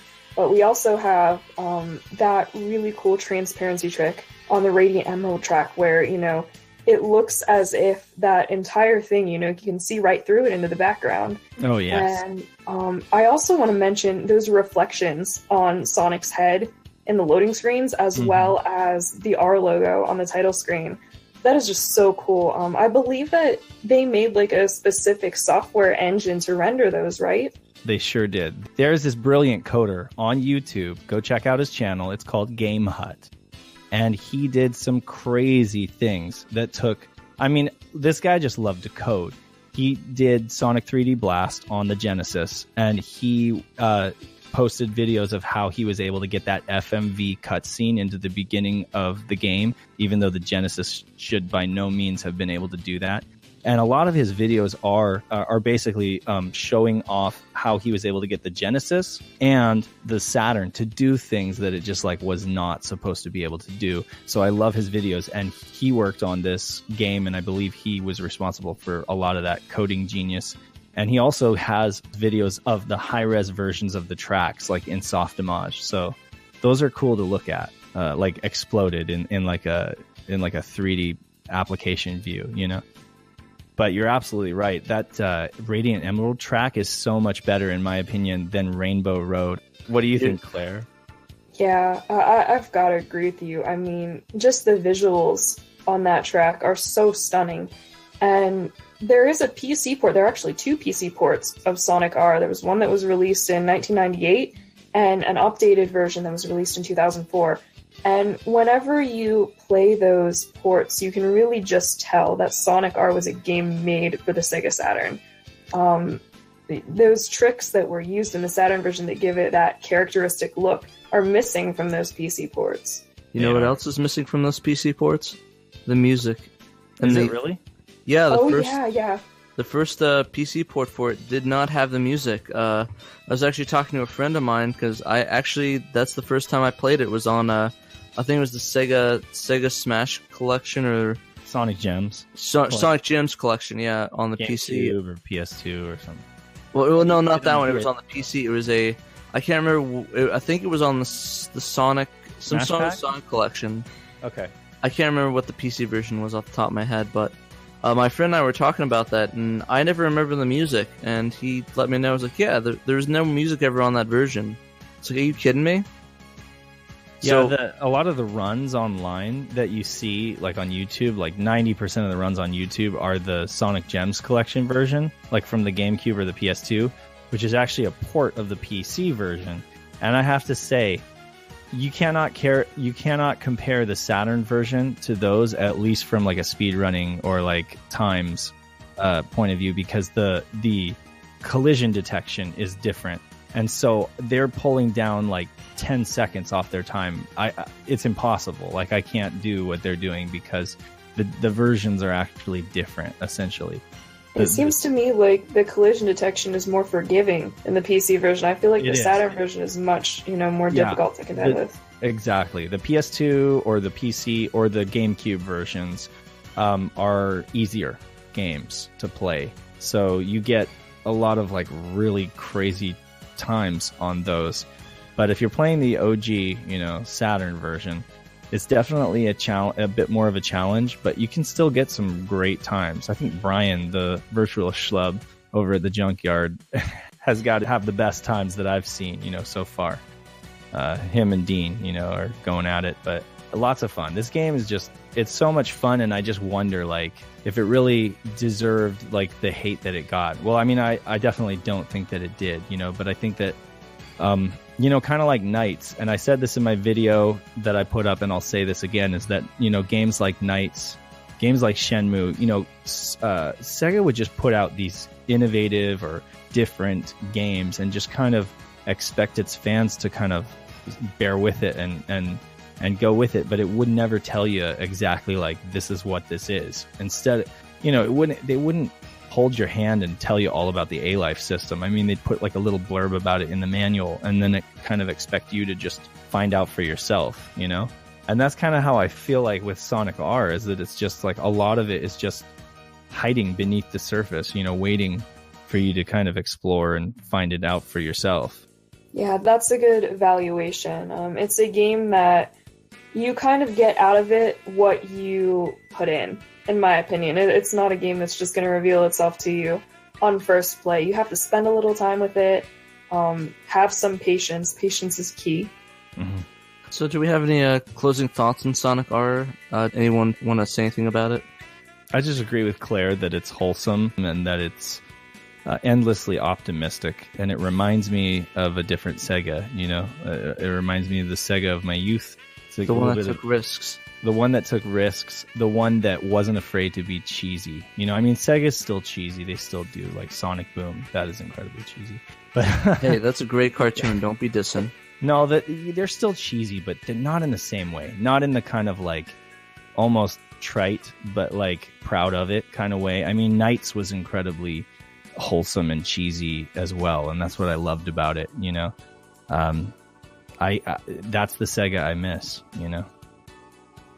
All right, so let's move on to our final game of the night, which I think is a really incredible game and probably one of the top favorites on the list, in my opinion, and that would be Della Soba Deluxe. And I know until recently this game has been incredibly difficult to even play, but thanks to the hard work of Kay, I mean, a lot of people are able to play this game again. So, I mean, before we even start this, I want to thank Kay for all his hard work in ripping this, because now all these people are able to play it again when it was stuck in the clutches of collectors that didn't really want to allow people to play it. So I'll let you, Kay, take it from here, as you have really great analysis and view on this game.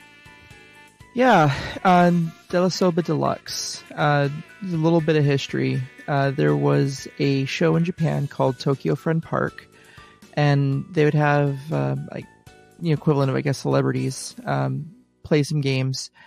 If you guys ever watched Nickelodeon in like the late 80s and early 90s, things like Nickelodeon Arcade, where they had the kids and contestants go up in front of a green screen and kind of bat at things. It was something like that, just almost like people being superimposed onto a game. But the premise of Della Soba, one of the games that they played on this show, was that the celebrities would get on this simulation of a bike, kind of like Hang On, and deliver yakisoba noodles to the studio. It started to look a little dated, and the company that made the show asked Sega to update the program, update the game. And that's where the first real interesting thing about Della Soba kind of comes into play. It's developed by Cave, mostly known for their shmups. Wow. That's amazing. I never knew anything about that. That's great. So as I understand it, this game was given away as a promotional item for the show. Is that right, Kay? Yeah. There's no definitive evidence or hard proof about how many are out there. The general consensus is that there's 200 or less, about as many as it would be to give a studio audience for one or two tapings, potentially. But there's nothing to tell anybody how many are actually out there, and it makes it because this was a promotional disc, one of the more well-known of the Holy Grails. This is part of what the Japanese Holy Trinity, which included Della Soba Deluxe, Oregon and Basic, Eiffel Home, and Heim Waltz.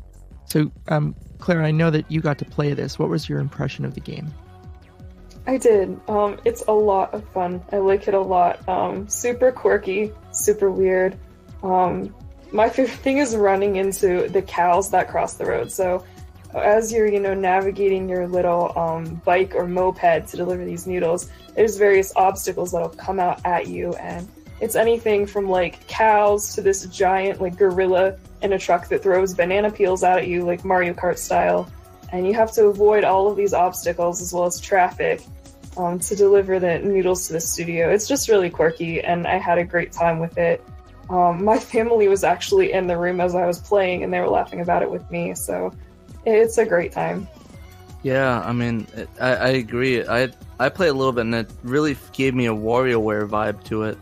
I don't know if maybe you guys felt it as well, but I thought it was a ton of fun. I sucked at it. I was awful at it, but it was definitely a unique game, and I think one of the coolest things, I didn't even realize it had a track editor. Oh yeah, I couldn't figure out how to get it working. Yeah, I I've never couldn't used it either. I tried for a while. I was really hoping to be able to make a track with all these obstacles lined up, but I really didn't have any luck. I spent quite a bit of time in there, and not being able to read really hindered me. Yeah, same here. Yeah, it's a bummer. Hopefully maybe we can get some guide going for that, and we could make full cow levels. It'll be like a Blizzard with their cow levels, except ours would be better. And we'd have to teach people how to make it, frame by frame, and then we'll have to hold a 0 to SHIRO contest for it. Oh, hell yeah. Is it just me, or does the graphics kind of look like Road Rash? Like that same kind of engine? It does kind of have that feel to it. Yeah. Like a Japanese Road Rash with noodles. With noodles and cows and cows. gorillas on the backs of trucks throwing bananas. Well, it's Japanese, right? So you expect that. Yeah. Interesting tidbit. The supposedly, I haven't tried it yet, but supposedly the game supports analog controllers. It does. Really? It does. I used one today. Oh, nice. So wow, they put a lot of effort into that for 200 people. Yeah, well, so they used the information I have, and I'm going to credit Mark Smith from Assembler for this information. This is off of his website. that the game itself was actually, after it was developed, was given to the show, and they used it with their own props and such, and that's what they were actually playing when they did the updated version. So, they just never showed a Saturn, and the contestants were on a fake moped. Cool. So we'll get to like the elephant in the room. This thing is a very rare, and we're not talking eBay rare. We're talking like ridiculously hard to find, actually rare game. And I paid a bit for mine, but mine did not come complete, so it's not as expensive as what you'd see on eBay. I've seen prices range from about $900 a couple of years ago up to almost $2,000. Wow, that's the price of a actually used moped. Seriously. And so for all this cash that you would have to lay out for this game, you pretty much just get TV game and time attack and a coin variation, and that's it. The track editor, if anyone can really figure it out, that's going to be where your most replay value comes from. But other than that, this is a throwaway game. It's such a sadness too, because it's just such a cool concept and cool game idea. It would have been nice if Sega just released this like a worldwide thing, or just a Japan-wide thing. Well, something kind of interesting that I found today when I was looking up different gameplay videos is Saturn Memories, I believe it was, had posted a video of the Wii reimagining of this game. So there's a Wii game called Tokyo Friend Park 2, and it's Japanese only, of course, and one of the mini-games is a reimagining of Deli Soba with, the Mii-style graphics and stuff. So I thought that was pretty interesting that it made a reappearance all those years later. Bizarre. But yeah, in my opinion though, I really think that you guys should at least try it out. I mean, yeah, it might be expensive, but I mean, if you can find ways to try it out, I definitely would, as it's a fun game, and it's definitely a fun party game for that bizarreness. Yeah, the image is out there. If you follow anything from redump.org, you'll see the release. Cool. Well, so do you guys have any closing statements on the game before we close out our topic? Yeah, not really. No. Cow slalom. Cow slalom. Cool. All right. Well, from all of us here at SHIRO, thanks for talking with us with racing games. We had a lot of fun.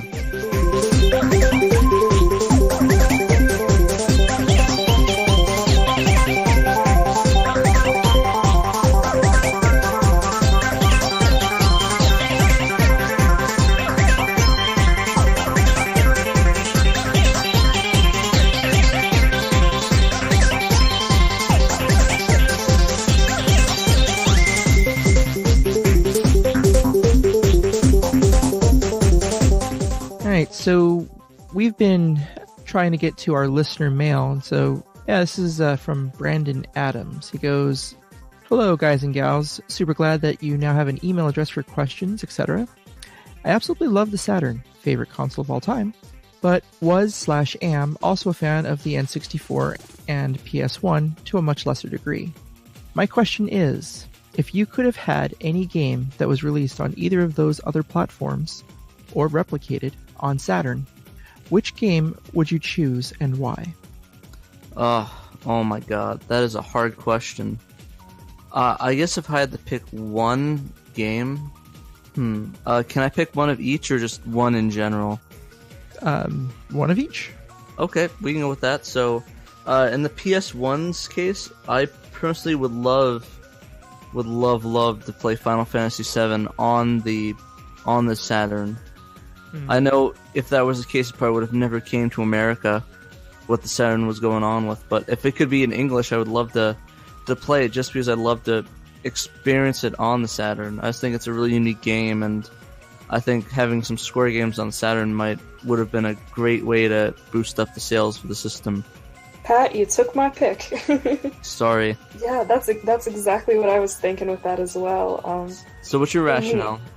Yeah, for me, it's really for the sake of what if. I normally am not that big of a fan of speculation, but in this case, I kind of wonder what happened, or I wonder what would have happened if Square had made their deal with Sega instead of Sony. Like, would it have changed the landscape for localization? There was a huge marketing campaign behind FF7 that really kicked off interest in JRPGs in the West. So I wonder if Sega had seen that firsthand, if their attitudes might have been a little bit different. Would we have gotten translations of things like Sakura Wars and Grandia on the Saturn? And more importantly, Lunar 1 and 2.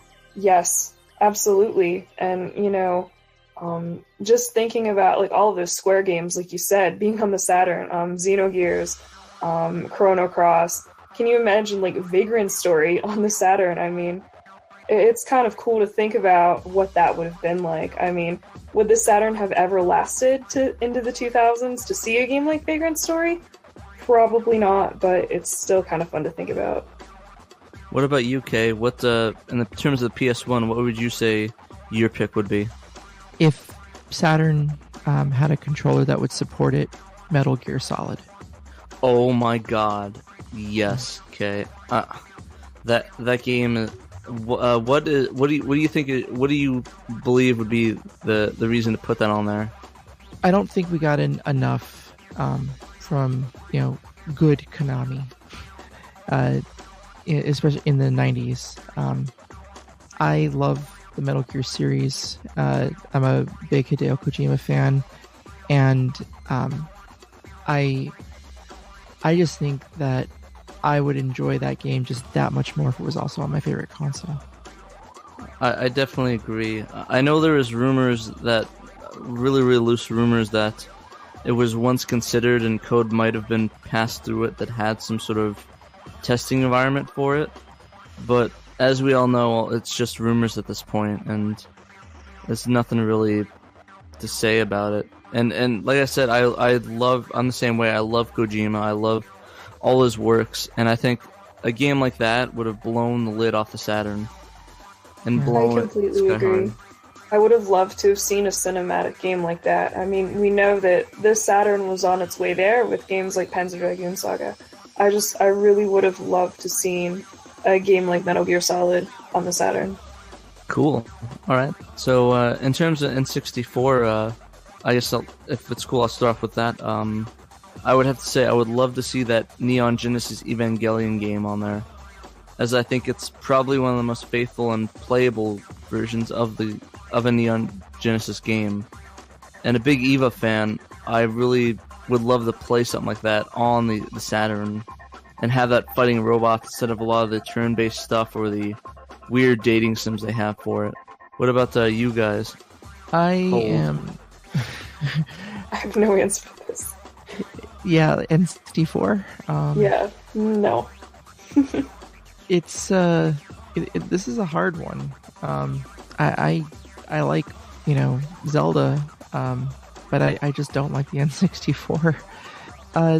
I was a big fan of the WCW versus NWO World Tour game and its sequel, and I almost want to say that, except, yeah, I mean, I just can't think of, maybe I can. GoldenEye is a possibility. Right? That's a possibility. But Shadows of the Empire, I'll go with that. That's an actual N64 game I like that I would love to see on the Saturn. That's a great game. Great choice. You know what? I'll throw Shadowgate 64 out there. Really cool, kind of dark adventure game, and music by Seirei Kobayashi, who was at home on the Saturn. I definitely could see that maybe being on the system. I think I'd like it there. Yeah, one of them I also considered was Bangai-O. Just that we could have that cool transition between a Saturn and Dreamcast with that game. Yeah. But yeah, those are definitely excellent choices. I would love to have all of those on there, but I mean, to be honest though, if the way that it was displayed, I think maybe says it all about the N64 and the Saturn. Yeah, you're right there, Pat. Because with the PS1, we instantly was Final Fantasy, Metal Gear, but the other one, it's like it took us a little bit, and to be completely honest, I don't think our choices would be as good on the N64 than they were on the PS1. Yeah. Yeah. Well, that was a really cool question to think about. I want to thank Brandon for sending that in to us, because I had, a lot of fun just kind of sitting there thinking, what really would be neat on this system. So thanks for asking us, Brandon. Was there any other listener mail we had? Yeah. Resident fan Johnny Mono also sent in a question. It was actually our first question. And we wanted to do an update that we were still going to do an article about his question, which is what is our opinion the best Saturn. We're going to kind of look at it from two different standpoints, one being the more technical factual reason, what the best iteration of the hardware was. But I think we all kind of have our favorite version of the console, right? Definitely. I mean, aesthetically, what? I mean, if we could just answer just like a quick opinion piece, I guess. I guess really, if I could pick my favorite Saturn, I'd have to pick the white Japanese Saturn. I just think it has a really cool color design. The controllers are beautiful, and I just really love the way that it looks aesthetically, versus the American Saturn iteration or the gray Saturn. I know there's the cool designs like the skeleton Saturn and the other variations of that, but I personally I was never a big fan of the see-through designs. I just love the aesthetics of the white one though. What about you guys? Yeah, I have a white Saturn myself. That one quite a bit. It's pretty hard for me to choose because on the oval button models, I really like the drive axis lights and power lights that we have, and I kind of missed that from the round button model. I guess if I had to choose, I'd probably go with the V Saturn just because I like the pastel colors of the buttons. For me, I think the best color scheme was probably the white. But my favorite of all the different console variants is probably going to be the Navi. It's the most, well, I can't say it's the most different. It's the most strange? No, the most strange one's that karaoke machine one. That thing is... Oh, yeah. That is pretty strange. Never mind. But, from a console design perspective, it's, pretty efficient. It's, very compact. And for something that was actually produced, I think that would probably be my favorite, with the next favorite being the... was it the Pluto prototype? Yeah, that. Which one specifically? I know there's a couple different ones. Oh, the one that was a combination, like a slimline Saturn plus a built-in Netlink modem. Yeah, that one is pretty sweet. Wish it actually came out. I thought the design on that looked pretty sick. Yeah, definitely. I really loved all those for different reasons. And the one thing, I don't know if it's probably going to be in scope of the episode, but the Navi, you said it was a smaller version. Does that mean it was a slimline revision, or was it something that was just stuffed in the shell? Well, it was made by Hitachi as opposed to Sega, and I believe that Sega gave them reign to do a different design, and they did. I mean, I can't say that it's the most attractive. It's just definitely most interesting. It's much more boxy, about maybe 1/2 to 3/4 the height of a normal Saturn. It's got karaoke controls in the front and mic inputs also in the front. You can attach a screen to it, and the unit came with a GPS, in like 1995.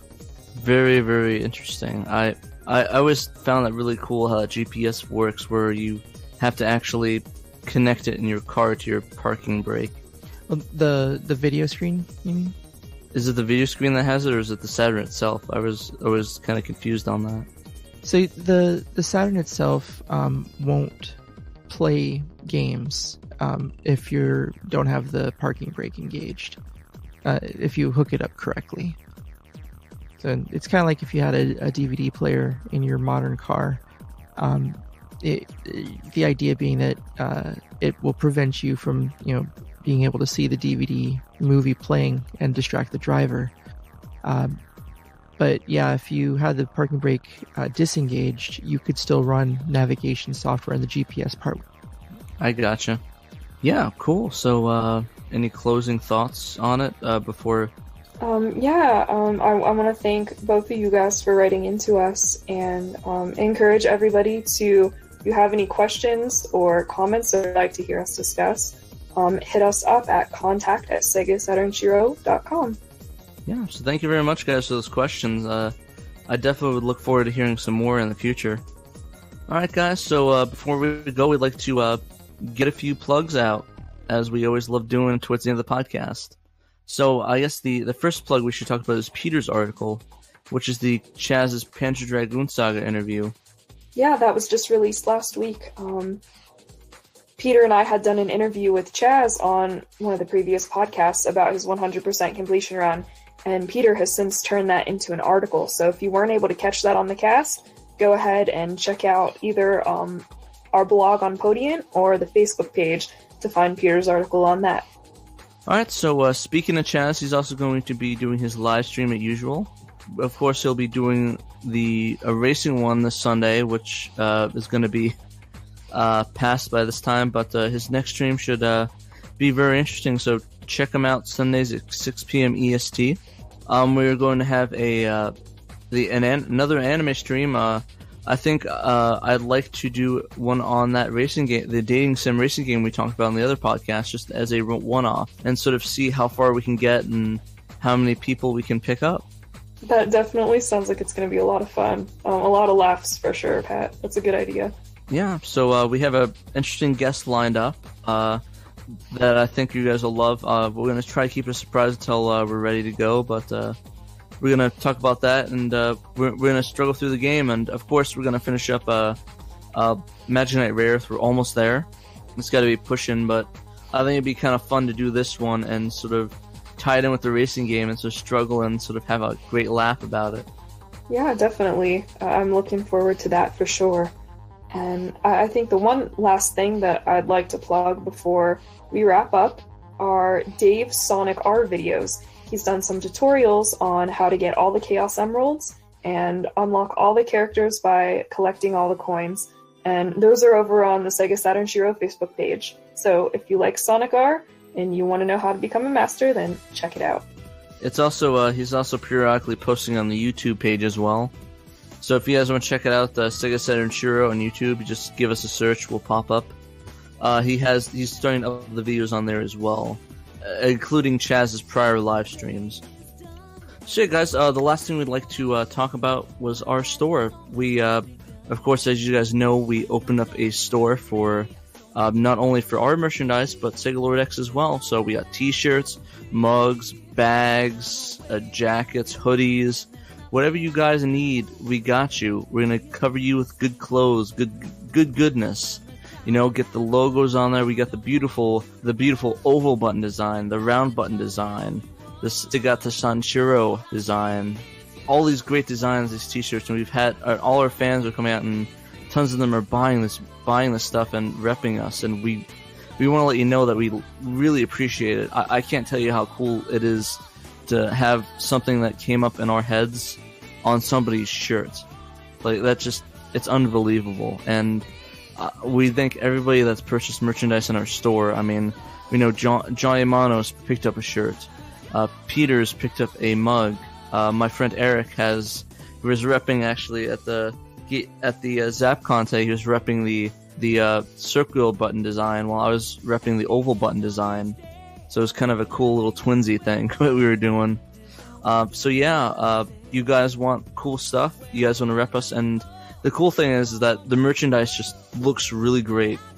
Personally, I'm not a big fan of the weird designs or memes or anything on the shirts, but I think Dave made some great designs that just look beautiful. So if you guys want, check us out at our Threadless link. We'll be posting the podcast notes. Or just search Threadless Sega Saturn Shiro, and our store will come up, and you can get designs and anything you want. So on behalf of everyone at the Sega Saturn Shiro, We bid you adieu, and always remind you that you must play Sega Saturn. Come on up the road.